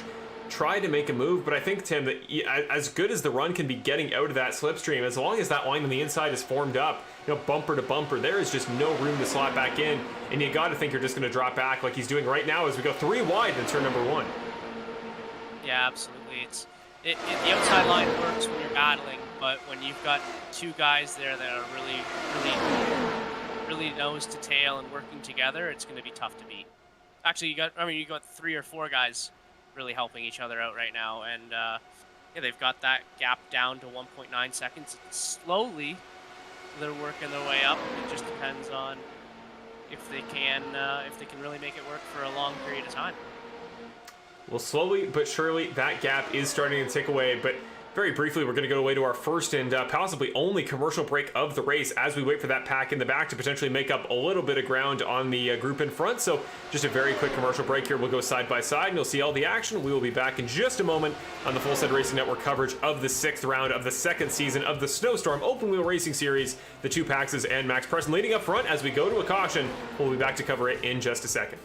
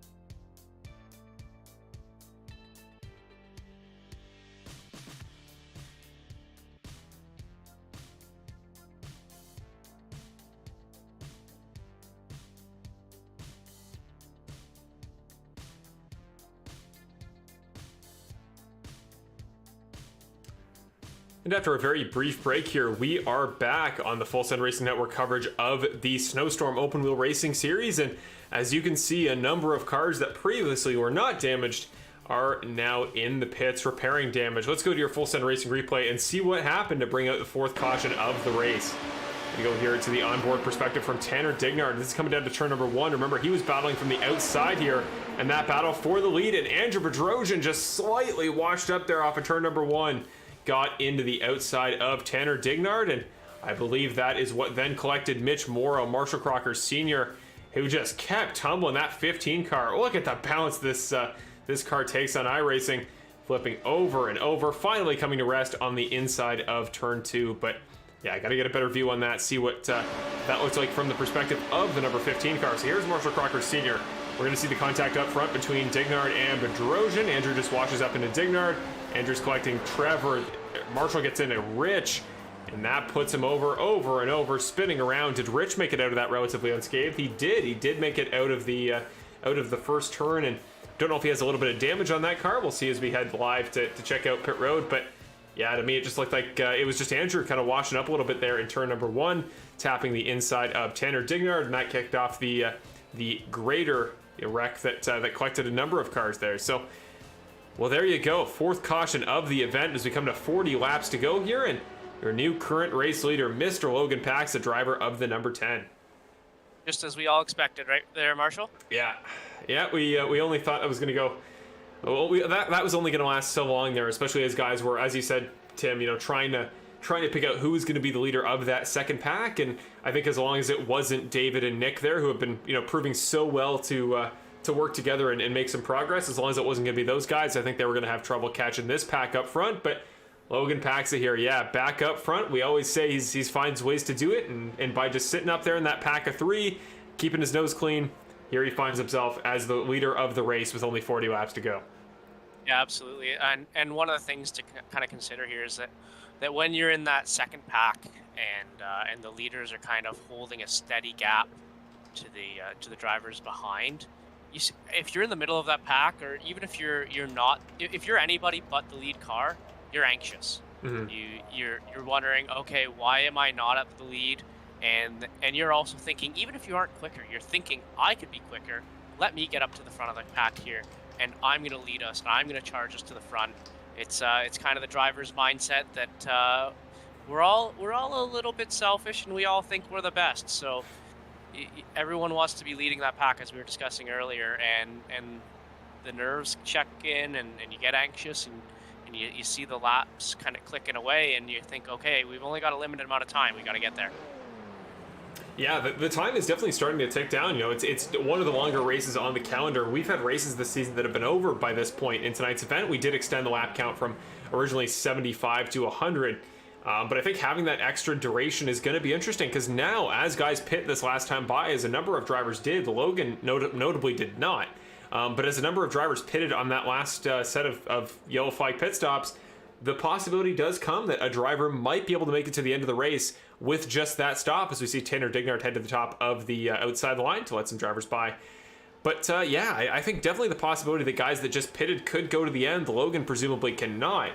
And that will definitely factor into the equation here if we get a green flag stint to the end, which again, I doubt will be the case unless everybody really spreads out off the start like we saw last time. But the lights in the pace car are off, so we'll find out in just a moment. But I wouldn't personally predict that we're going to see that huge gap we saw last time again, because David and Nick are sitting right behind Logan here, and they are two guys that are very experienced here with restarts at the ovals. Yeah, they're not going to let that happen again. That was a one restart thing right there. Well, let's certainly hope so, as the pace car takes the left-hander onto pit road. Here he is, defending champion of the Snowstorm Open Wheel Racing Series. He's back in a one-off, and he is going to lead us to green here at Indianapolis. Waiting, finally gets on the gas pedal, and there we go. Further back, Rich Foligno tried to get a huge jump there off the restart, had to check up to avoid making an illegal pass down the inside. Mitch Morrow in behind him is going to try to get a good jump, but back up to the front. Logan leads out of turn 1, but he might not for long. Here comes David Lakey, and of course, not far behind Tim, whenever you see that black and green 84, is the black and green 2 of Nick Nickerson. It's a good thing that their liveries are kind of close, because they are always nose to tail. They just work with each other, don't they? On the track and with the liveries. They certainly seem to. They kind of got like an F1 style identical liveries team situation going. Christopher Mitchell, hello, the 84. Sorry, not the 84, the 94, flying up the inside, or should I say the middle of that pack, heading down to turn number 3. Back to the inside goes David. I think, Tim, we are seeing the intensity start to ramp up here a little bit. Almost 4 wide coming off of turn number 4. Yeah, absolutely. That was an impressive move through the middle. Didn't end up working, but I loved the attempt. Yeah, Christopher's doing whatever he can to keep himself in this top 3 pack that proved so quick on that last run. Granted, different drivers, but Christopher all season has found himself late in the race in contention for the win here a couple times. Could we see him potentially get his first career win in the series and be our first winner, or our first mini Indy representative from Canada to win a race so far this season? We've seen plenty in series history. Of course, Logan Paxton making up for quite a few of those, but we have yet to see one this season. Could Christopher be the one to do it? Well, he's got some more help on the inside line from Rich Foligno there, the driver of the number 99, back in the equation. Rich has been a hard guy to kind of monitor so far tonight, Tim, but we've seen in the past races where Rich has been up front all race, have gone wrong at the end. He's been much more, set in the middle of the pack here, just kind of, going with the flow of the race. Do you think we're going to see, with a different strategy from Rich, possibly a different outcome? I have to hope so. He's just had so much bad luck. I mean, every single time I've ever raced with him in the sim, he's had bad luck. I think every time I watch him race in real life in karting, he has bad luck too. It just seems to be a staple of his personality is bad luck. But maybe one day, that's going to change, and it's all going to turn around into a race win. Well, I always like to keep it unbiased here in the booth, but I would certainly be happy to see Rich, a guy who's been with us for now 4 seasons, every season to Karts to Computers and every season to Snowstorm, to see him finally reach the top of the podium would be pretty awesome, but we never want to jinx drivers here. We've been known for that in the past, and right now Rich is in the equation, down to the middle, got the run off Logan off of turn number 4, 3 wide as we cross the line here between Nickerson, Foligno, and Paxa. What a battle we're seeing here as things ramp up with only 36 laps to go here at Indianapolis. That middle lane, Joe, though, it just stalls right out as soon as you get that run, and there's just kind of nowhere to go. He's trying to find somewhere to go, though, as he slots back into that inside line. But I think you're right, Tim. The question really is, where can you be in a situation like this where there's just 2 big long lines? Where can you get it on track to both get the slipstream, but also have that opening available to just jump right around the car in front and take the lead over again? That's the question. This is our move right here. He moved to the middle, and then now he's kind of right in front of Nick and David. Oh, but they are having none of that. No, they don't seem to really want to go with him and upset the flow that they have going. That might hang Rich out to dry as he's all the way to the top as we cross the line here this time. I think Max is actually going to jump right in behind that pack of 2. No, Rich does find the opening. So, yeah, I think it's going to prove tough. Right now, the car I'd want to be on track is, of course, Logan Paxa. The easiest to avoid wrecks, and he's in control of the race. But you got to wonder, Tim, once the gloves come off in about 30 laps time, maybe even 20 laps, when guys are starting to make moves, do you think this dominant lead here for Logan is going to get a lot tougher to hold? I mean, the position I'd want to be in is where David Leakey is here right now. He's kind of in the prime spot. He's got a guy who's willing to work with him behind him, and I don't think anybody else has that. That's going to be a tough combo to beat. It's kind of it's all a bunch of individuals versus those 2. Well, there is the driver he is working with and has been all race. 2-time race winner this season and most recent race winner at Monza, Nick Nickerson, sitting right behind him, going for number 3 on the season, would become the first driver to do so. But David Leakey as well. Keep in mind the 84 car. We haven't talked nearly enough about him, but I've known him for quite a while in the sim world. I was broadcasting 2 seasons of his previous Bandit Racing League series that we're going to be coming back with on this channel at the end of March. But David Leakey, a guy that is a veteran of that series, knows his way around a racetrack, and to see him jump over this season and immediately have so much success at the oval speaks to his ability at turning left in any car. As we see Nick, bit of a bobble there as he tries to push him, but now seeing David up front here battling for the lead with our 3-time champion of the series, this would be a win that like it would for many other drivers, would truly be a star-making performance as far as this series and this season go.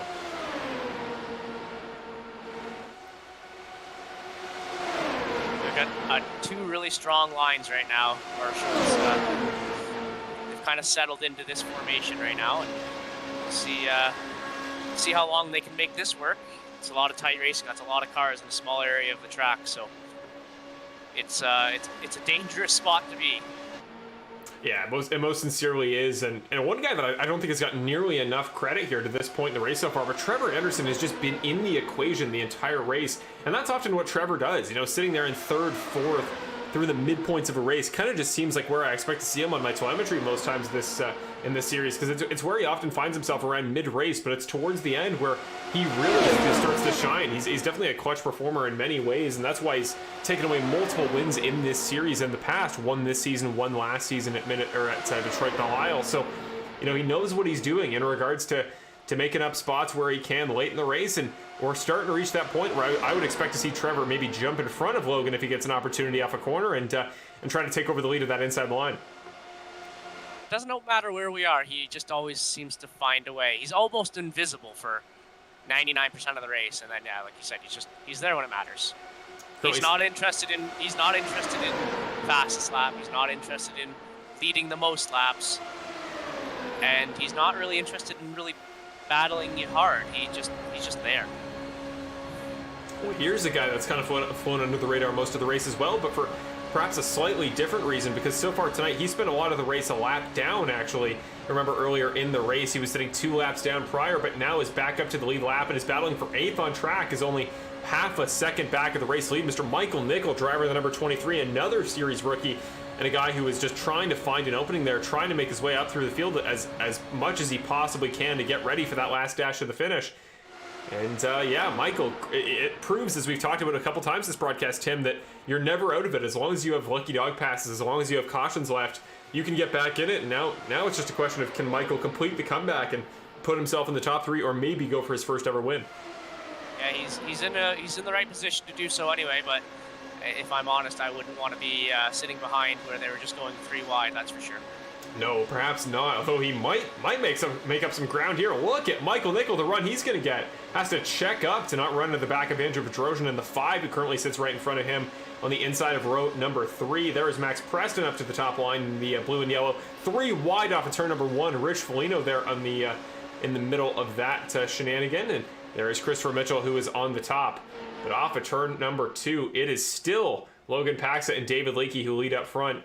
And really, one of these laps, you got to think one of these guys just chilling here in the background, waiting for their opportunity, is going to strike. I thought it might be Max there, seeing the run he seemed to get off of turn number 2, but for the time being, this top 6 is going to stay the way it was. Yeah, I don't think that 3rd row there is going to be too content to stay where they are. Those are 2 guys that don't like the positions they're in right now and want to be with their nose in clean air, not drafting off the back of anybody. Trevor Anderson continues to sit behind Logan Paxa. Those 2 lines on the inside are getting closer and closer lap by lap, and we might see a 3rd line here in a moment. Marshall Crocker Sr. there, sitting in 12th, has been kind of under the radar most of this stint, as he is a lap down, the first driver a lap down, current lucky dog driver if and when we get a caution, but he's definitely in the equation to get back on the lead lap. And remember, if he gets back to the front of this actual pack on track and then a caution comes out, well, he's both on the lead lap and can take a pit stop without giving up his lucky dog status. So I don't think he's in such a bad spot whatsoever, but you got to think if he gets involved in this wreck here, the wreck that does bring out that yellow that he needs, of course its benefits are nullified. So it's definitely a risk reward here, Tim. I think that's going to be kind of the story of the race here as we get through the last now 28 laps. Yeah, as you've discussed multiple times here, you're never out of it until the last caution falls and that last lucky dog is given away, because the amount of ground you can make up in these tight packs is impressive. Logan continuing to lead here. I wish I had a number of laps led counter. I don't believe I do anywhere here, but it's got to be quite a number here for Logan, a guy who again isn't in the series full time, doesn't need these points for anything. But Max Preston on that top line, a guy who does need these points, who is trying to work his way back into the championship, especially with his drop race in mind that will make the championship standings much closer than they otherwise were. He is trying to get something going there on that outside line, but continues to stall out, and he's going to try it again. He's got the, again, lap down car currently of Marshall Crocker Sr. there in the 15, trying to go with him. Yeah, that's going to be a tough lane to make work, but the bottom 2 lanes, as you discussed, they keep getting closer and closer each lap, so it kind of works. It kind of opens up a 3rd lane to be able to be used if they're going to get closer wheel to wheel every lap. I think it's almost just a case of, these guys up front. I think initially the plan was just, stay as far away as you could, get in a safe line, make sure we all know what we're doing, try to avoid wrecks as much as possible because we all want to battle at the end. But now you got to put a little bit of pressure on that line, I would think, because the more wiggle room you give and the more run that you give to the guys on the inside, the more guys will start jumping into that line, making moves past you. So now it's just those bottom 2 lines are the best passing lanes, so you got to block them up, fill them with cars, and try to limit what you can do if you're any other car further back in the pack. As we see Christopher Mitchell here on pit road, just noticing him now. I don't know how many laps he's been there, but apparently 2. So Christopher Mitchell now just pitting from the 14th spot. He was doing quite well there earlier, but now finds himself effectively out of the battle for the win. A little bit of front wing damage there. You see he's just used a quick repair, so he must have had contact somewhere. Going to go to our full send racing replay very quickly, see what happened to him. So here's Christopher Mitchell in the 94 there on the top line, following in behind Marshall Crocker Sr. What was that? Holy cow! He was out of the car there in pit lane as well. I'm wondering if he's had an equipment failure or an internet issue or something that's gone on, because he didn't even move his hands barely there. Yeah, it's got to be an equipment failure because he didn't completely lose connection. But what you see, actually, he managed to jump up on the wall, which is that was pretty clean there. Again, the collision physics in these cars aren't always the best, I got to admit, but no, that was pretty funny to watch. But yeah, shame to see because, yeah, you called it, Tim. Clearly something went wrong there technically in the background. Yeah, that's not a normal sort of crash there. It is kind of good that he jumped up on the wall though, kept everyone else out of danger. Lets us stay green. Yeah, as long as the car that gets in a wreck is off the racing surface, then the green flag will stay out, as they are called automatically. But if we have a car in front that is about to get in the way of the leaders, our race director Chris Farrar will always make the call on that. But no, so far we stay green, and again the gap between the front to the back of this pack up front is minuscule, half a second separating the top 9. Yeah, it's pretty close racing. And a guy that was really in play at the front of the pack for the longest time and is now hanging 4.3 seconds back to this pack is Mr. David Paxa. So I don't know if he maybe had an issue off the restart, or if this is a strategy of his just to hang back and wait for another caution to make the move again. Yeah, I wouldn't have thought conventionally that this is where you'd want to be. I mean, him and Tanner might be working together there, as you see him dive to the inside of Tanner with relatively little defense from the driver of the number 55. But yeah, I think definitely a possibility that this is all tactical. But yeah, it could just be again, as you said, Tim, a case of some restart issues. We've definitely had guys that in the past don't want to bunch up quite as tight to the rest of the field as a lot of guys do, and as a result, it can leave guys a little bit further back. But still, that top 5 of Lakey, Paxa, Nickerson, Anderson, and Bedrosian remain your top 5. So we got Lakey, of course, kind of new here to the top 5. This is the most laps he's led all season. Then, defending champion, defending race winner, and Andrew just dropped out of the top 5 just a moment ago. But there is some star-studded talent here up front right now, and again, a very experienced oval driver in David Lakey. Yeah, you can see that experience coming up. Well, that's a big wreck. That is a massive wreck. Foligno's in it. Bedrosian's in it. Crocker Sr. was in it. Again, the guy that needed to not be in that wreck, Trevor Anderson. Yeah. And that brings David Paxa right back into play here. It does. He does get back, but does get past it. So there you go. That strategy, whether intentional or not, clearly going to benefit him in the end. And Rich Foligno is able to get the car running. So going to go back to the pits. Won't lose a lap. Will get his quick repair. We've seen trouble for Rich in the past, but I don't know. He's not out of it yet. As long as he can get back to pit road, I believe he'll use his first quick repair. Marshall Crocker Sr. is not going to go down pit road this lap. He's going to... Actually, I think it's a good decision because I'd be curious to know, Tim, if you know better than I, but he did just wreck, but he is still going to be the lucky dog driver on track. If he can keep up with the pacing line, he can't pit, obviously, but can he still get the lucky dog back? I think he's going to need another caution, Marshall. Yeah, it's tough because I think he would follow all the rules of the lucky dog pass, and as long as he didn't pit, I guess he would be fine. But yeah, as you said, Tim, realistically, that car, that number 15 car missing a front nose is not going to be competitive. So yeah, he will not be able to get the lucky dog.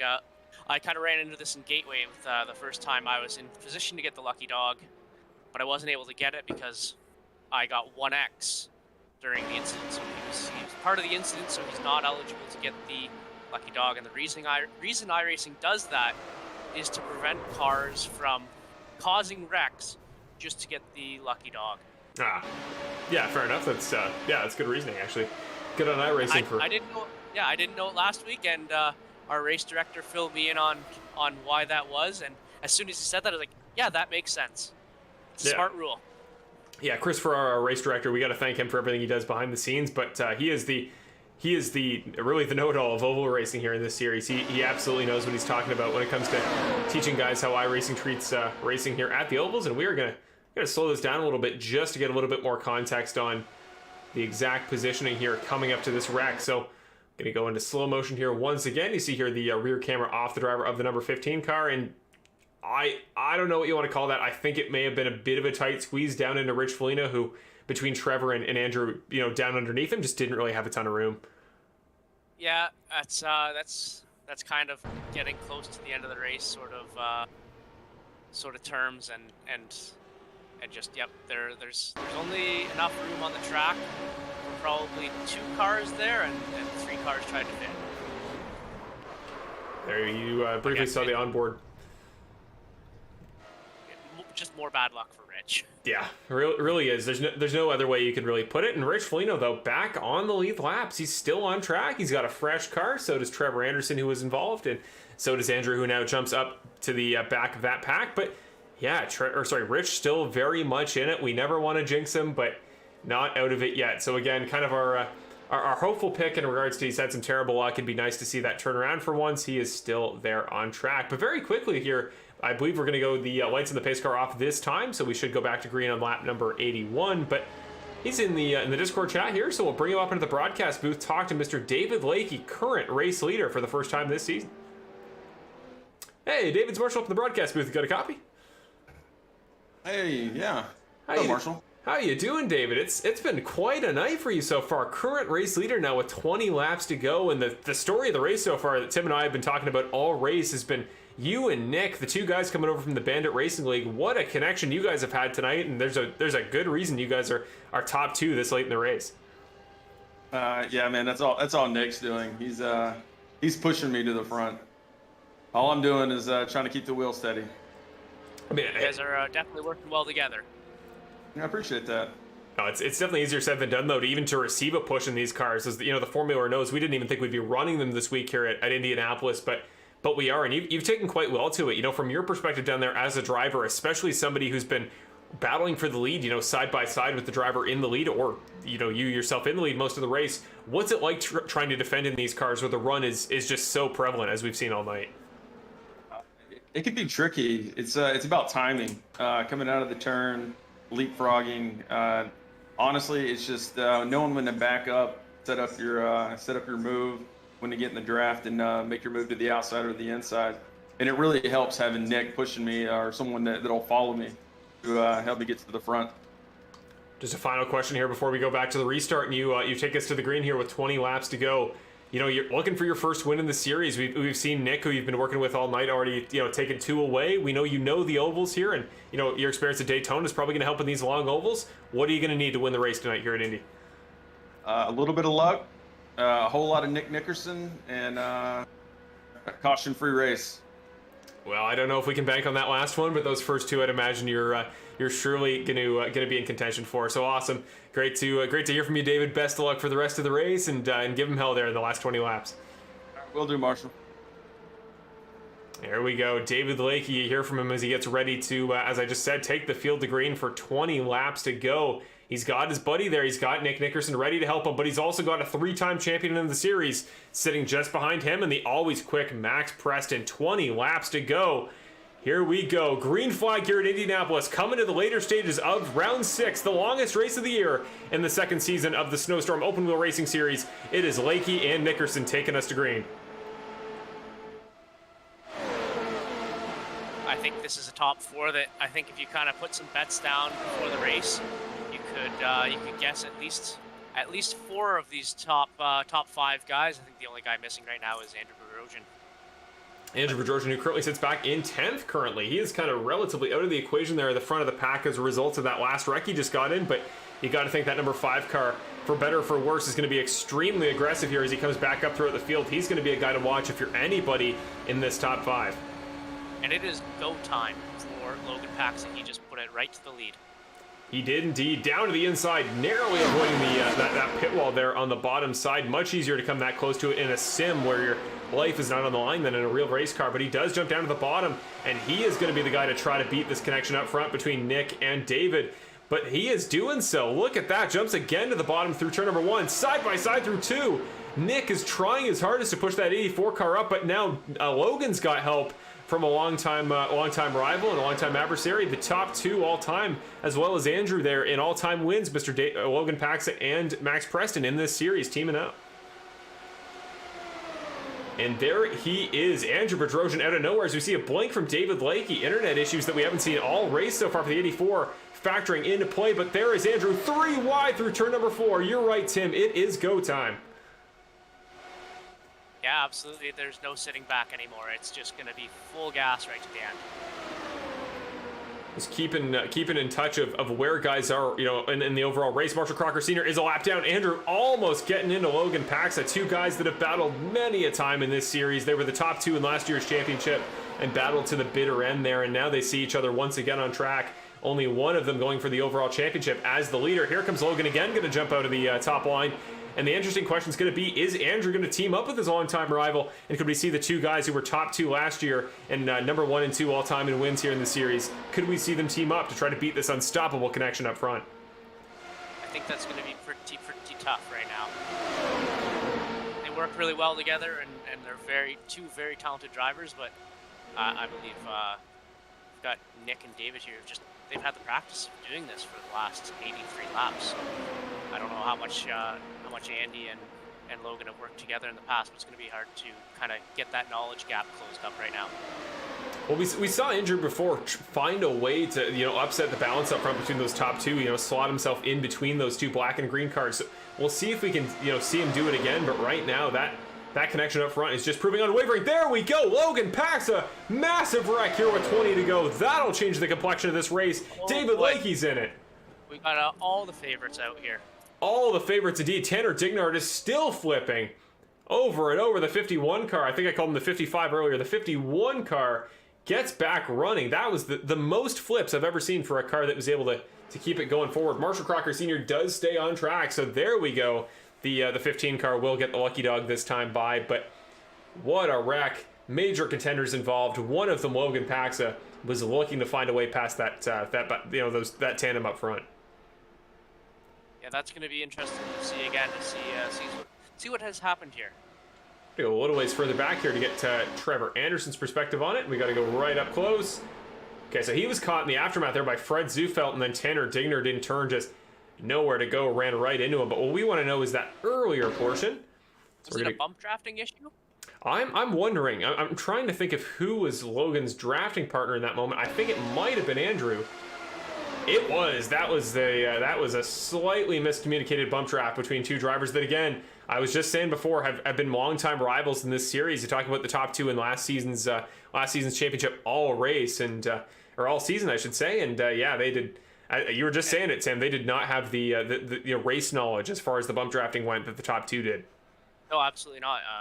Nick and David have been doing it absolutely all race, and Andrew and Logan tried to get into it a little bit later, but they just didn't have the practice on how to properly bump draft, and it, unfortunately for David and Nick, they were kind of just innocent bystanders there who were taken out by some inexperienced bump drafting. Yeah, Nick is actually the important one to watch, because look at his perspective. I don't think he did hit the wall. Okay, I was going to say, I don't think I actually saw him make contact, but no, was definitely a casualty of that wreck. And yeah, you see the 2 car bouncing, and we'll surely have had to just pit a moment ago to come down pit road He's probably going to be able to stay on the lead lap, but he's going to have a lot of work to do, and he's not going to have his help.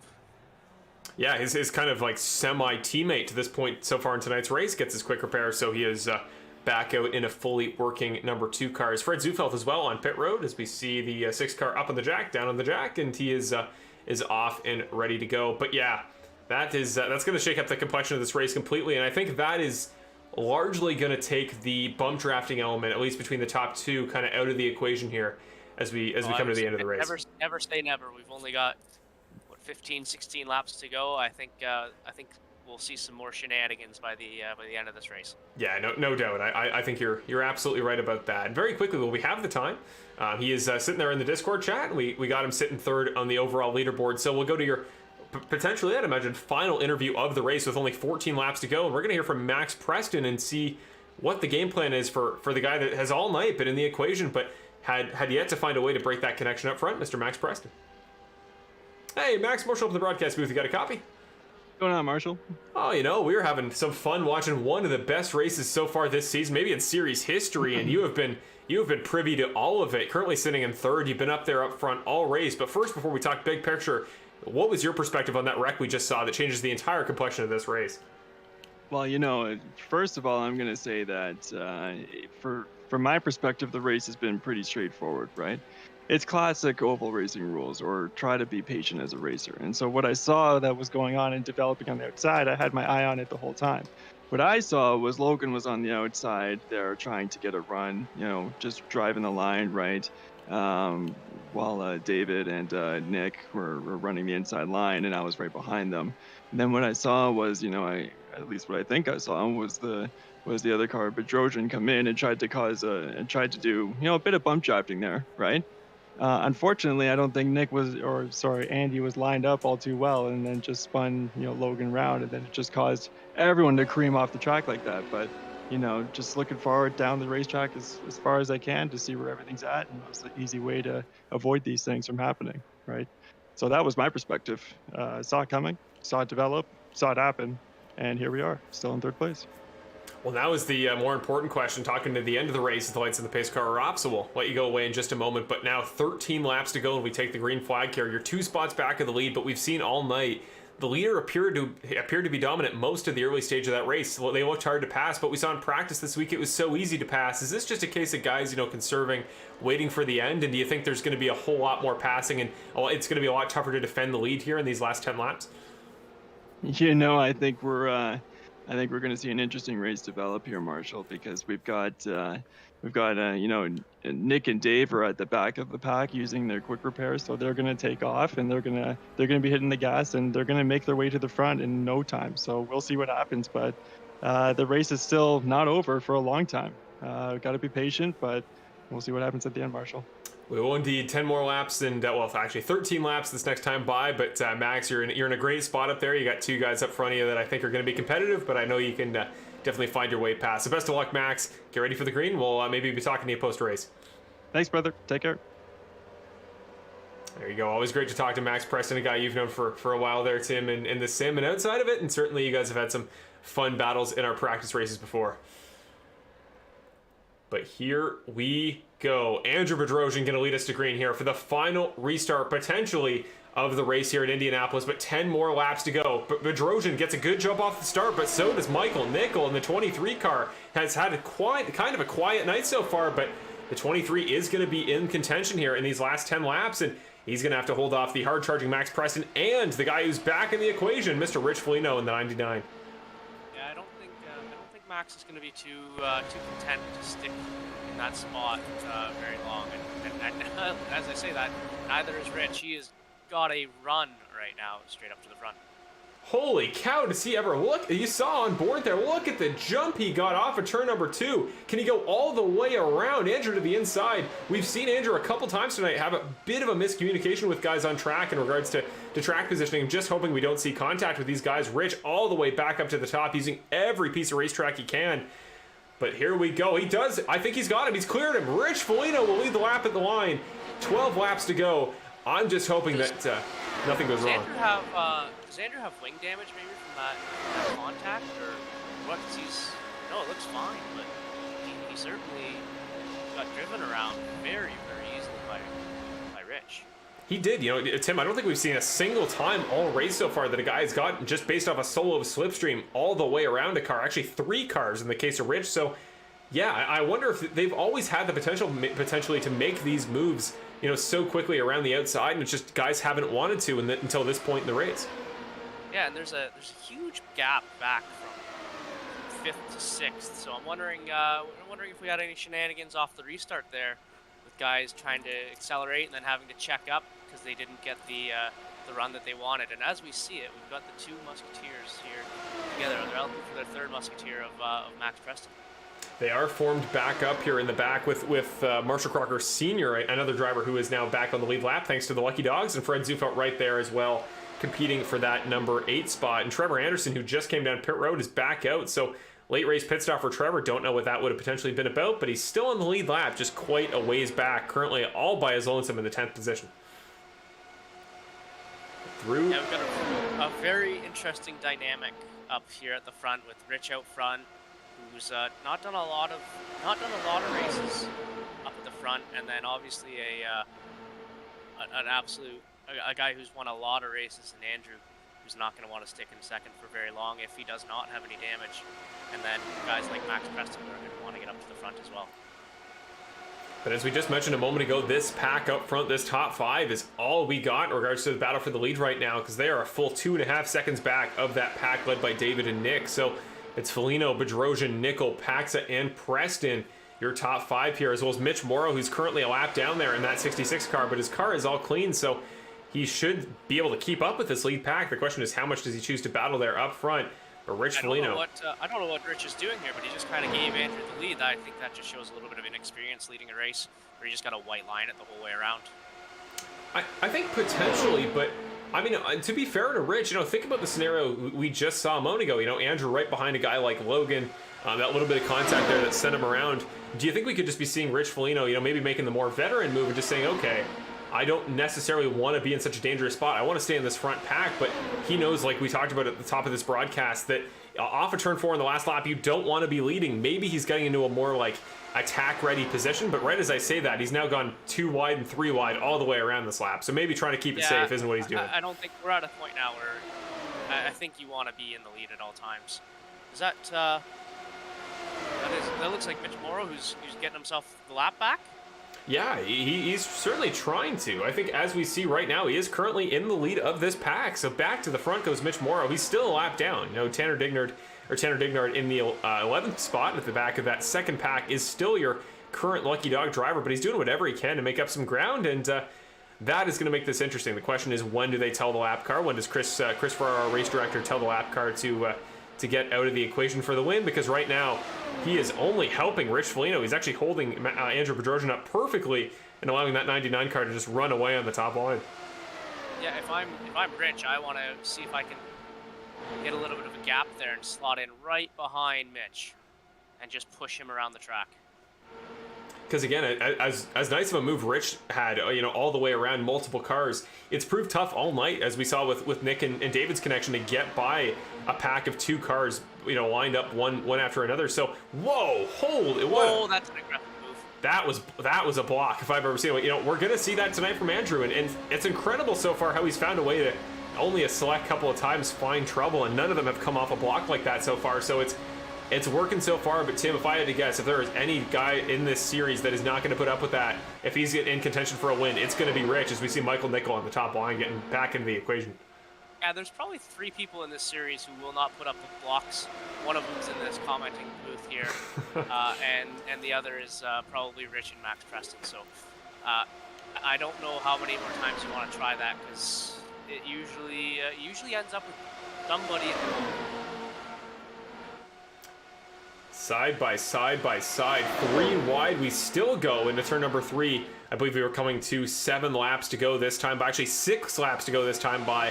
So we are getting towards the later stages of this race. 5 laps to go is going to be that moment where, if there was any hesitation about trying to take over the lead when possible, that is going to be where it goes out the window. Rich almost getting into Michael Nickel as he jumps up to that kind of middle line there. Still, he goes side by side with Andrew, and still Mitch Morrow, the lap car in the 66, continues to lead on track and continues to slow Andrew Bedrosian's progress as Rich back to the top side. 5 laps to go here, and it is crunch time for these 5. But that second group is catching up, led by Marshall Crocker Sr. It is. There they are. Look at them getting back into the equation. Great teamwork from that second pack out of nowhere to get back into the slipstream on Max Preston. But back up to the front, David Paxa, where did he come from? From the 3rd groove, is finding ways to keep competitive there on the top side. Of course, Mitch and Rich still up front in the middle and bottom groove respectively, finding a way to lead the race. But yep, here we go, 4 wide. Whoa, here we go. David Lakey. Right through the middle. Nick Nickerson is back, and he has given David the same push he was a couple laps ago. 4 laps to go. Get your popcorn ready, ladies and gentlemen. This is what we came to see. Gonna take the position, the track map down. That is tight right there. This is getting ugly. Gonna go to the chopper camera here just so you can really see how close these guys are up front and just the minuscule gaps between one car to another. David Lakey trying to find an opening there. Now Andrew up to the top side. Oh, almost contact between Rich and Mitch. How did they not wreck? Yeah, I think it's time for Mitch to get out of here, and he does. That's a smart move. He's a rookie in the series, but that's really courteous to the rest. Oh, and they're wrecking.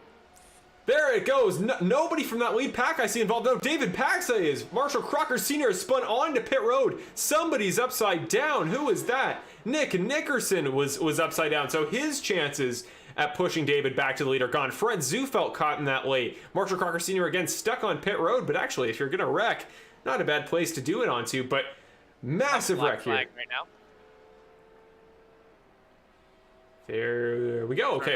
Unsafe pit entry right there. Oh, undoubtedly. Yeah, I'd imagine that if he's able to get that quick repair fixed back to the end of the line, he is undoubtedly gonna have to start at the back of the lead lap line here. But here we go. Here's the replay. What went wrong here off of turn number 4? So that started in the back. That was again Marshall Crocker Sr. and Fred Zufeld as the 2-car just clobbers the end wall on the end of pit road there. Not nearly as reinforced in the sim as it is in real life, but let's go to the replay here and kind of slow it down a little bit off the corner and just see what the miscommunication was here between these two.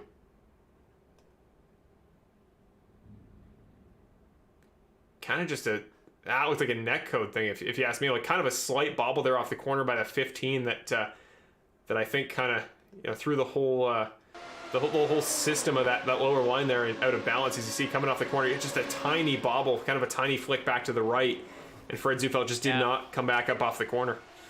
It kind of looked like one of those, they didn't know where everybody was on the track, and again, I don't know what kind of equipment that they're running on, but if you're running on a single monitor, it's really tough to know where that car is and how close they are. Here we go. Going to go to one more full send racing replay presented by CanadianMiniIndy.com. Here's the onboard of Nick Nickerson. And for the second accident in a row, Nick is just an innocent bystander who gets absolutely clobbered from the side. Yeah, Nick just not having the luck tonight. Not like he's had it all season. Some blinking issues from other drivers at Mid-Ohio were what unfortunately took him out of the contention for that race. And tonight they certainly aren't going to help him either. We had some guys there that were blinking in and out a little bit earlier, but his issue tonight was just getting caught in an unlucky wrecks, and now he has officially left the server. So joins the list of.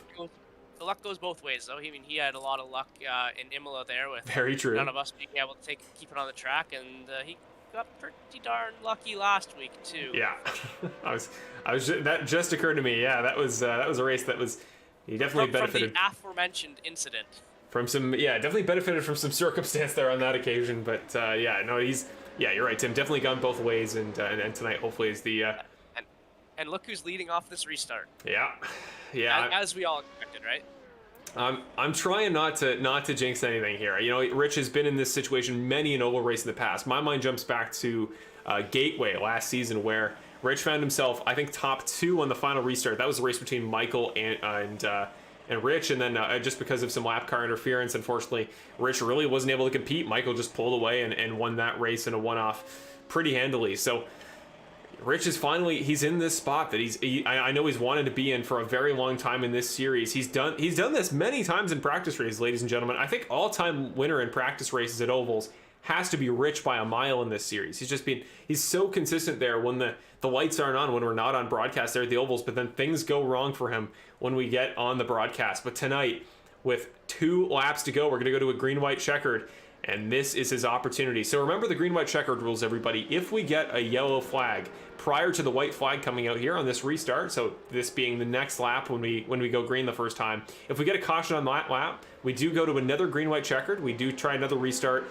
and we go at it again. If we get a caution there after the white flag comes out, if we get one, which we often don't here on iRacing, but if we do, then we will go, that flag would end the race. So the winner at the time of caution would take it home. So with that rule in mind, Tim, guys are going to absolutely want to be in the lead here at the end. Once we get past the white flag, at all times on track, you can wait back as long as you want. But if we get a yellow, you want to be that guy in front, and thus you want to be leading all the way around. Yeah, and unless somebody can really back off and get the run that they want, but you're in so much danger from the guy behind. That is such a tough move to make. So yeah, the safest place to be is when the only car you're behind is the pace car. But it's green-white checkered. What is this? A 2.5-mile track, and we're gonna have 2 laps, kind of, to kind of sort itself out. There's gonna be a lot of movement, and we still have 9 cars on the lead lap. I don't think any 9 of the cars are out of it for certain, because as we've discussed all night, shenanigans, they can happen. They certainly can. I think we are undoubtedly going to see them momentarily. But here we go. Your top 5. Let's just go very quickly over them once again. Rich Foligno leads Max Preston, Michael Nickel, Andrew Bedrosian sitting there in 4th. David Lakey, who all race has been a contender, is it without his help, but can he do it solo late? We will find out. Trevor Anderson, David Paxa, Fred Zufelt, Tanner Dignard. That is your top 9, all in the lead lap, all in contention for the lead. 9 cars left, 2 laps to settle it. If we get a yellow before the white flag, we'll try it again. But green flag here at Indianapolis for the 6th round of the 2nd season of the Snowstorm Open Wheel Racing Series. And Rich Foligno, a great jump there down to turn number 1. That was a really good start from Rich there, and Max was not sleeping, but you know who was sleeping was Michael Nickel there. Yeah, Michael Nickel there sitting right in front of Andrew Bedrosian off of turn number 2. The question is, what sort of run does he get? Goes Max. He's going to try it. He's going to try it indeed. Here we go. Max Preston trying to get in the lead as quick as he possibly can on this restart. Michael Nickel there on the inside the line, getting a huge run. Rich right in front. He's not wasting any time getting back to the inside line. He knows he can do what Max just did. Hard thing to do. Yeah, 100%. That is a veteran move there from Rich Foligno. Coming to the white flag, 1 more lap to go. The next flag will end the race if we make it back to the line. I think we will. Coming to the white flag here. What a race it's been. 6 cars sitting 3 rows of 2 wide. Coming to the line, David Lakey. He is going to go all the way around. Can he get it clear into turn number 1? He does. Almost gets into Rich. Slides up in front. David Lakey. He does not need help. He is back to the lead in the 84. 3 wide for 2nd as we come off in turn 2 for the final time. We're all running a fixed setup here, but yet somehow he just has all the speed in the world. He really does. He is flying right now. Side by side for the lead. It's the 84 and the 99 of Rich Foligno. Trevor Anderson's getting involved late. The 25 looking for his 2nd win of the season. Max is in right behind in that inside row in the back. Andrew Bedrosian sitting stuck in the back off of turn number 3 in the inside lane. Rich Foligno, can he find a way to get back in the draft? Lakey leads off of turn number 4. Final run to the line. Who's it going to be? Lakey, Foligno, Preston. They're wrecking off the final turn. Who is it going to be? Who is going to lead to the line? Michael Nickel, out of nowhere, survives the final wreck at the line. Everybody collected in a first-time winner, missing the nose on his 23 car, will win the race at Indianapolis. That was an interesting finish. That was every driver left on the rundown running into each other simultaneously. I think we need to see about 8 replays of that. Yeah. I don't know what happened. And David Paxa, though, ends up on the podium. He does. Where did that... Good for David. Holy cow. Okay, what a race. First of all... I don't think anybody could have predicted a top 3 of Michael Nickel, Trevor Anderson, and David Paxa. But also, this has to be a career-best finish for Fred Zufelt as well. It does, yeah. Top 5 here. Maybe the 2nd time this season. He did extremely well, actually, earlier this year at Phoenix. But David Lakey, I think, career best in the series finish of 4th. But Michael Nickel, Hamilton, Ontario native, a guy that I talked to only a week before the start of the series. He had a sim racing experience. He's from the karting community up in, obviously, Hamilton, where his hometown is from, just the same as we are. And tonight at Indianapolis, he capitalizes, coming back from multiple laps down early in the race. Proved what we said earlier, Tim, about clutch moments and capitalizing on your opportunities. He does that to a T tonight and is your winner at Indianapolis without a front nose, I might add. That's got to be one of the funniest looking race winning cars, but I really do want to see what happened at that this final little run to the line, because that looked to be really great. It's kind of unfortunate that it ended with cars just spinning. Yeah, unfortunately so. It was gonna be a really fun run to the line. I'm actually curious, if we go to the replay, who was gonna take that away. As we see here, just the burnouts from Michael Nickel. We'll give him his spotlight and give him his opportunity here.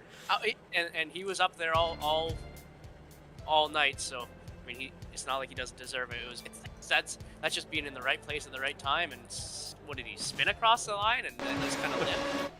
I think so, but here's the replay. Oh, what is that?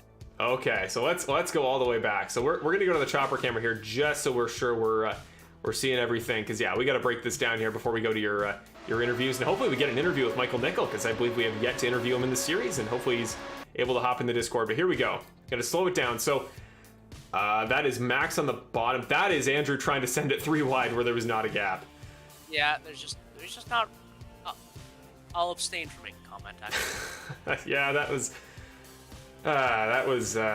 I'll let you call this one.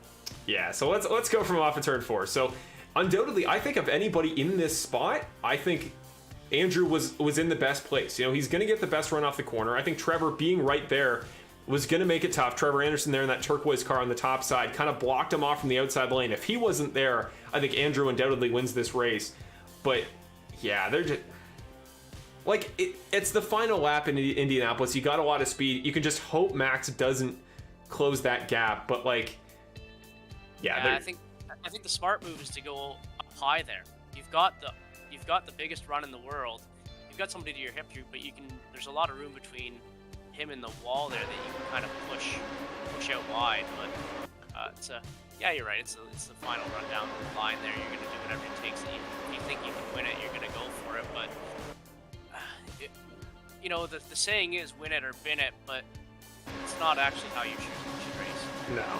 No, not conventionally. I think, again, if Trevor wasn't there, I think absolutely he just goes high and takes it that way. I'm trying to tell, based on, like, just keep an eye on the momentum between Rich and David Lakey. If this goes back to the line, who takes the win? I think David Lakey's got this. Yeah. And that's his race. That is his win right to the line. Nobody had more momentum. Andrew had the chance, but David had track position there. So this is, speaking of David, this is the replay I also want to check out before we go to your winners interviews. Oh my goodness. Get ready for the greatest line crossing you've ever seen. So David Paxa, keep in mind, finishes 3rd. Look at how far back he is of this lead pack coming off of turn 4. Watch the replay of him crossing the line.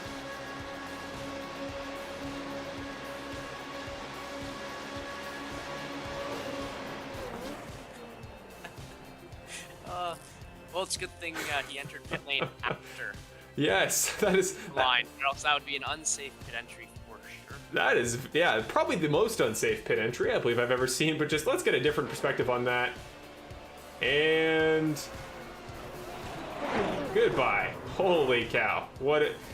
Only in sim racing, folks, will you ever see a finish at Indianapolis like that, and thank goodness for it. But also want to look at Trevor Anderson there, because I think he just got spun right across. I mean, Michael was relatively under his own power, able to cross the line here. You see, he straightens the wheel back out, which actually, Tim, let's give credit to Michael. If he didn't straighten this out, I think Trevor wins this race. Yeah, he just figured it out and got to the finish there somehow. Here we go, off turn number 4 again, final time. Here is your race winner, Michael Nickel, and yeah, so there is all the chaos up front. Perfectly, the Red Sea parts in front of him, and he just drives right through it. What a way to win the 100 lapper. Wow. Yeah, that's quite the finish. Quite the finish indeed. So there you go, race winner, first of his career. I'm almost running out of ways to quantify it here. There he is, Mr. Michael Nickel. Now it is time for your final results here at Indianapolis, and what an event it has been. First career win, first win of the season actually for a Canadian driver this season, especially a Canadian Mini Indy representative. So what a night to do it. The night that we have Tim up in the broadcast booth with us here, and we're so happy to, on behalf of Canadian Mini Indy, and get some more help in supporting them and shouting out our sponsor. But here are your final results here at Indianapolis for what has been one of the craziest races we've ever seen in this series. Michael Nickel missing a front nose, same as second place Trevor Anderson. Your race winner here at Indianapolis comes home just in front of Trevor Anderson, finishing in second for his 5th podium of the season. That'll help him more than any other championship contender here in the overall championship points. Then third place, David Paxa. What a race he had. Like, from start to finish, there was so many ups and downs here. It'll be great to talk to him in just a moment, but he comes home in 3rd position for his first podium in series history. Fred Zufelt in 4th there, his career best finish here. David Lakey in 5th as he's classified for final scoring. Tanner Dignard comes home in 6th. Andrew Bedrosian off of turn 4 was up there, I think, in 5th. He comes home in 7th at the line. And Rich Foligno, again, Tim, that bad luck. He was 2nd, maybe even leading off of turn 4, comes home in 8th as a result of that final wreck. Then it's Preston and Mitch Morrow rounding off your top 10. Max Preston, another guy who didn't make it back to the line, so was absolutely handicapped by that final wreck off the final turn. Then it's Marshall Crocker Sr. coming home in 11th, 5 laps down. Nick Nickerson was unable to finishes in 12th. Logan Paxton making his one-off return here, 3-time series champion. Unfortunately, as well as he was doing early in mid-race, didn't have the finish to show for it, and those late race wrecks unfortunately mean he comes home in 13th. And Christopher Mitchell comes home in 14th. And Jack Hillier, again, it cannot be understated how great he was at the start of tonight's event, but some unfortunate strategy and some trouble there late meant that he comes home in 15th. And there at the bottom is our co-commentator for the nights, Mr. Tim Salvatore. And again, Tim, what a pleasure it's been to have you tonight. This may be the most fun I've had commentating a race in a while. You're naturally gifted to this. I gotta say. So, just as we wrap up and get ready for the interviews, just how would you quantify what we watched tonight at Indianapolis? I think, as you described at the beginning of the race, this is exactly what we expected. We knew there was going to be carnage. We knew it was going to be an absolutely, unbelievably chaotic race, and it really, like I said, it didn't matter what happened for the first 98, 99 laps. Heck, it didn't matter what happened for the first 99 3/4 laps. It was all about that final run to the line, and that's what determined our winner tonight. I don't think I've ever seen a weirder finish, and that was definitely exciting. Yeah, I can have me. No, hopefully I'm not up here again though. No, definitely. I hope that your setup is all good and ready to go. All your new equipment is ready for Road America, because that should be a really fun race. But with that, it is time for your first interview of the night with a guy that has never made an appearance in the broadcast booth, but man, he has had a long and a really exciting career in the series so far. Many a top 5, and has come out to almost every practice we've ever hosted. He was a really big part in setting up this race this week, and to finally have him in the broadcast booth is going to be great. So here we go, your first interview of the night with Mr. David Paxa, comes home in 3rd. Sorry, just got to get this all set up here.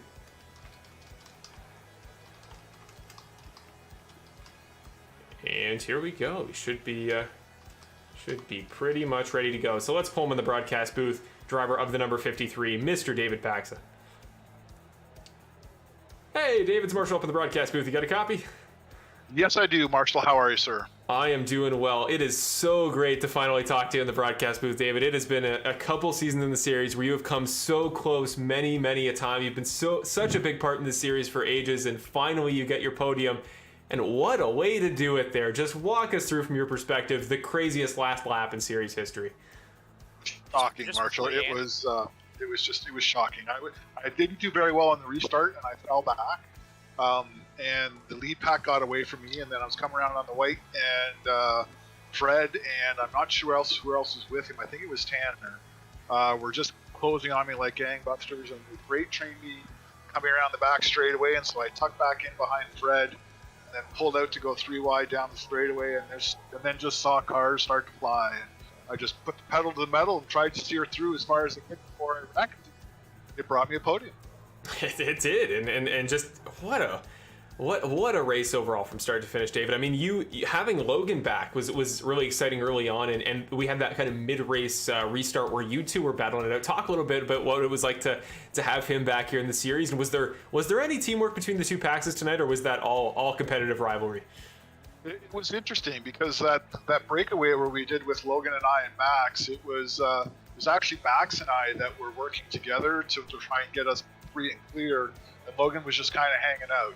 I think that Logan now was trying to do a really low-key race, and trying to just make it to the finish line. And it was actually Max and I that were talking very actively to try and create that breakaway, so that if it worked out, that we were able to work, just the 3 of us away to the finish. I'll leave it to Tim here, because we got Tim up in the broadcast booth for this race, and I know you guys have been in many practice races together. You guys have had many a fun battle, and I know, David, you've been an extremely important part of those practice races, teaching the younger drivers. You come in almost every week, and you finally get a result to show for it that is well deserved. So Tim, I'll leave it to you. So David, I just have one question for you. where were you hiding those horseshoes tonight? Because you've probably deserved a podium on a few different occasions, but tonight I don't think you did. But somehow you pulled it off.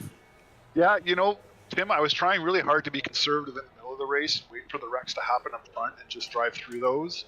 Up until the second last crash, where we had the caution before we went green, white, checker, I actually was running a 0x, which is a brand new thing for me.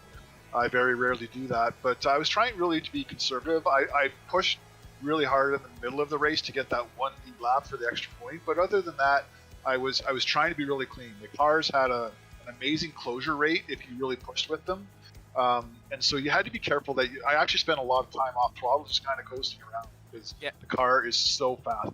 Yeah, it really seemed like you and Logan both had a similar strategy there, is just try and stay out of trouble and be in the right spot at the end of the race, and you may have been pretty far back from that lead group, but you were in the right spot, and that kind of was what earned you your podium tonight, is just by being in the right spot and being able to kind of just days of thunder and just drive right through everything. Yeah, and I do agree totally with the horseshoe, Tim. I can't believe my luck that I actually podiumed out of that wreck. Take it any way you can get it, right? Podium For to sure. podium. They do true. not show pictures on scorecards. No, that very true. They do not, and all it's going to show in the series standings this year is that you got a third in tonight's race, and you're going to come away with a heavy chunk of points. But I got to ask big picture, David, because again, you've been with us since I think it was start of last season. So you've been with us the entire Snowstorm series since we did the rebrand last year, and in your time here, you've been somebody that has helped the younger drivers, get up to speed. One guy you've often talked a lot in the past and tried to help out is Mr. Jack Hillier tonight, who was great there at the start of the race. So definitely the fruits of your labor there and practice were coming out on a full display. But now 2 seasons in the series, you finally get that, as we just mentioned, very well-deserved podium. Just talk, big picture, what it's been like in the series, and do you think this is the start of potentially many now that the floodgates are open? I really just come out and enjoy this. Drive this series for the people that I drive with. The group of people that we drive with is absolutely fantastic. I know that I am not a front of the pack driver by any stretch of the imagination, especially on the road courses. The road courses I really struggle with consistency. The ovals I've actually been really enjoying this year, and I'm looking forward to the rest of the ovals on the schedule. But for me, this is really a good time, and initially it was actually just to be able to spend time doing something with Logan. He's very active with his racing career, and we don't actually get to spend a lot of time together outside of racing. So it was that was why I started this. But honestly, it's the people in the series that keep me coming back. It's so much fun. I just can't get enough. Well, now we come to the time that I know that the people that you're probably going to get an opportunity to shout out here for tonight's post-race interview are going to be people that have probably received a lot of shout outs from Logan, who's had much success in this series. And again, it was great to see him back tonight, 3-time champion of all the series I've ever hosted. But now, tonight, David, you get the opportunity to give a shout out to anybody, friends and family, sponsors. You know the deal, but it's great to finally give you the opportunity tonight. Much, Marshall. So I would like to thank all of our family. I know that Heather sent this out to the world because Logan was coming back, and I appreciate you being there and hopefully seeing me cross the finish line in not necessarily a very elegant fashion. I would like to thank Prime Power Team. They've been key for us, pushing us forward in Logan's racing career the entire time. I'd also like to thank Britain West Motorsports, who is possibly going to be giving Logan a chance to drive an F1600 in 2023. As well as our sponsor Saginaw Dental, and hopefully Mini Mall coming up. And we're again, thanks to everybody who's watching. I know that makes it's part of what makes this broadcast great. And Marshall, I would like to thank you, as Logan always does. This series would not be what it is without you, and I thank you for putting it on every week and doing such a fantastic job broadcasting this. You are a class act. I appreciate it so much, David. I thank you. Right back to you for everything you've done for the series. Again, coming out week after week in practice, you're the number one guy I would trust to keep things running if I wasn't here. And you've just you've been such a big part of the series, whether it be supporting Logan a couple years back or since you joined the series. It's been an absolute pleasure to have you. So to see you get this podium tonight is it's really awesome. Congratulations, David. Shout out to the entire family, and I sincerely wish Logan the best of luck in his future racing endeavors, because I have no doubt in my mind if Logan were still in this series this season, he'd be well on his way to a 4th title. So I wish him the best of luck, and just congratulations, David, for a really great race, a well-deserved 3rd at Indianapolis tonight. Thanks much. And Marshall, one more thing, I'd also like to thank Canadian Mini for sponsoring this and bringing all these great folks together. Yeah, without them, we couldn't do any of this, and we got three currently mini Indy alumni or guys that are heavily involved with it in the booth right now, so we can all toot their horns very, very much, because without them we wouldn't have brought us together tonight. So congratulations, David, and just I wish you the very best of luck getting ready for Road America, and I hope you have an equal success for Homestead and for Auto Club to round off the season. Thanks much, Marshall. Thanks again for a fantastic. Thank you. Bye. Awesome. What a pleasure it was there to talk with David Paxa, finally getting that interview. And Tim, again, you guys have known each other in the series for quite a long time, and to see him get that podium, it may not be Rich finally getting his after 4 seasons, but certainly it's awesome to see David here after such a long time.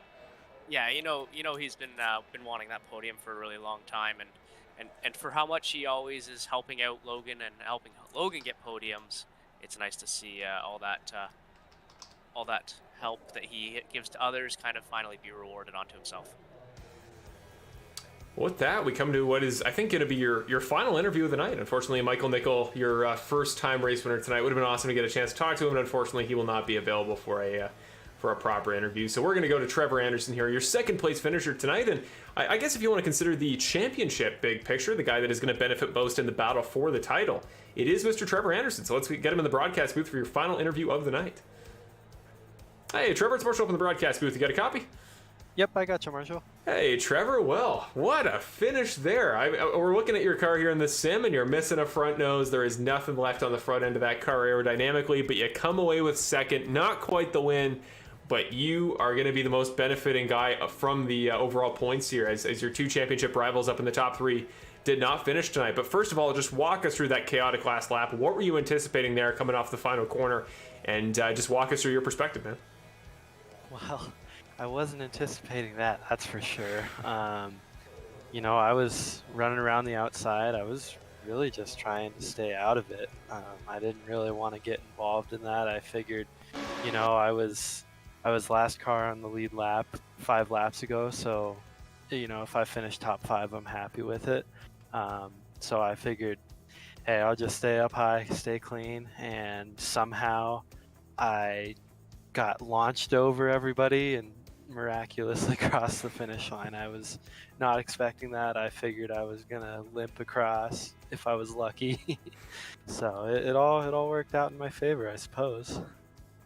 Yeah, no doubt. I think that you would have had a genuinely good run, regardless, like crash or not, would have come away with a good finishing spot. But yeah, I think definitely the way that last straightaway worked out was definitely a little bit of luck there, but certainly putting yourself in the right spot there over the course of 100 laps was the only reason you were in that spot to begin with. And just again, talking about the big picture, you're a guy that's been with us for a couple seasons now. You were there last season for our previous Indianapolis race back in the Indy Pros. So what were you expecting going into a race at such a big track in an open wheel car? And did tonight's race relatively go how you were expecting?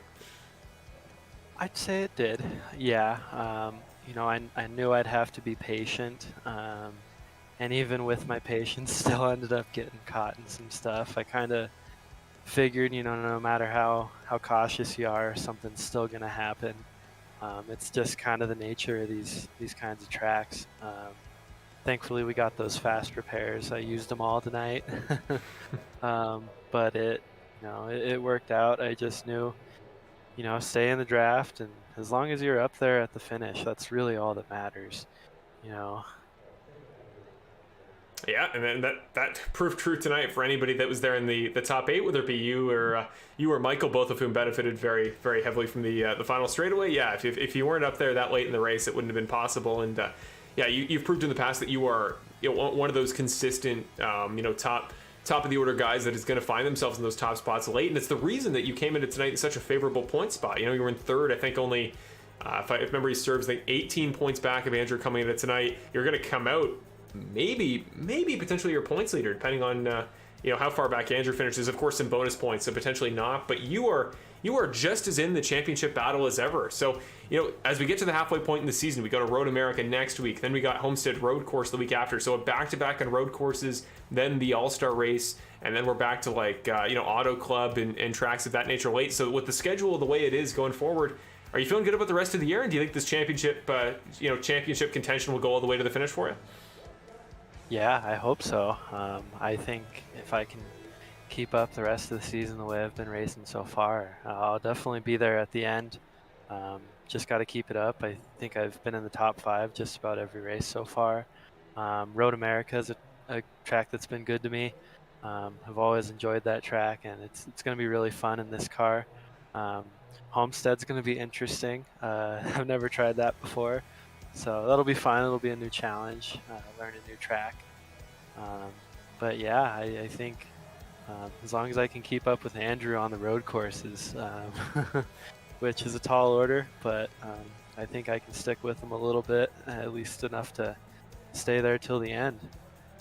Perfect. That is what I like to hear. As long as he can stay competitive, be in the equation, as we've proven has been so important this season. Whether it be Monza last week, just Nick being in the vicinity was what it took to win him that race, and tonight you finding yourself in the midst of one of the most chaotic final laps we've ever seen. You come out the most beneficial of any driver in the championship. So keep doing what you're doing, Trevor. That's all I can tell you. It's worked for you so far, and it's the reason you might be our points leader coming out of the front half of the season. So you know what to do here in the broadcast booth. You're actually our last interview of the night, with Michael unfortunately not able to do one. So final thoughts. If you got any shout outs, any friends and family you want to mention, sponsors, all of that, you know what to do. Now's your time to do so.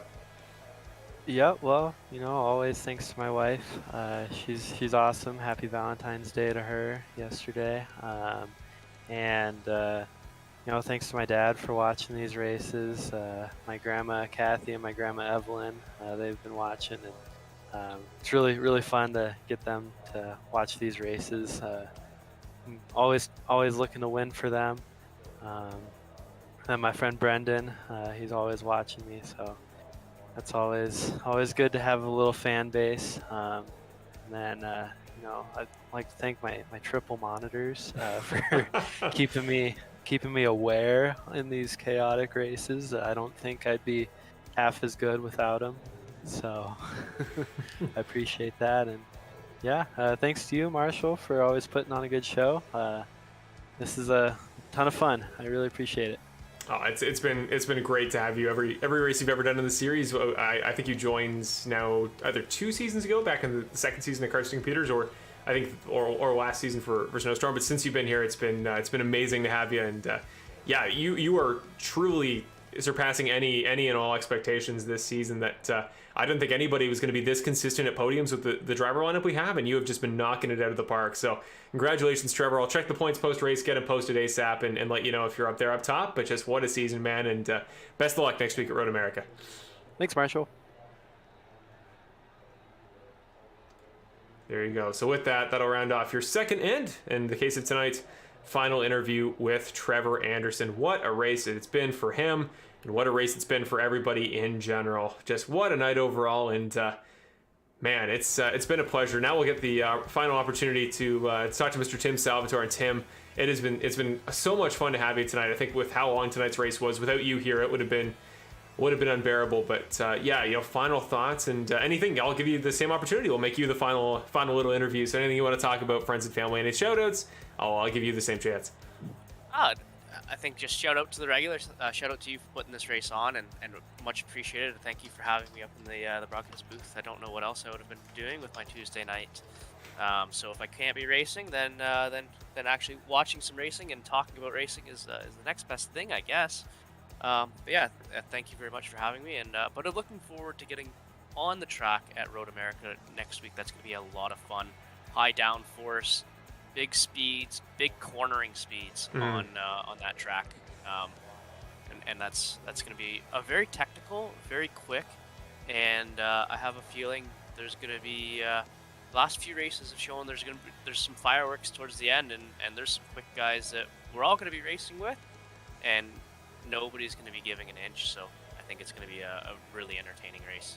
I second that completely, and knowing again how close that top 3 for the championship is, I think there are going to be some very hungry guys that are really going to need to start watching their every performance they have this season, because they're battling for a title. So thank you, Tim. Again, it was so much fun to have you. There is always a place for you in the broadcast booth if ever you want to make your return. But with that, we will now get ready to head off. I'm going to make my final remarks quick, because it has been a long broadcast. Thank you so much, ladies and gentlemen, everybody out there for watching tonight. Even the viewers through the interviews and stuff like that here post-race have been incredible tonight. It was such a great turnout, so sincerely thank you, each and every one of you, for coming out tonight. I'll announce just right now, I think next week will officially be postponed once again to Tuesday.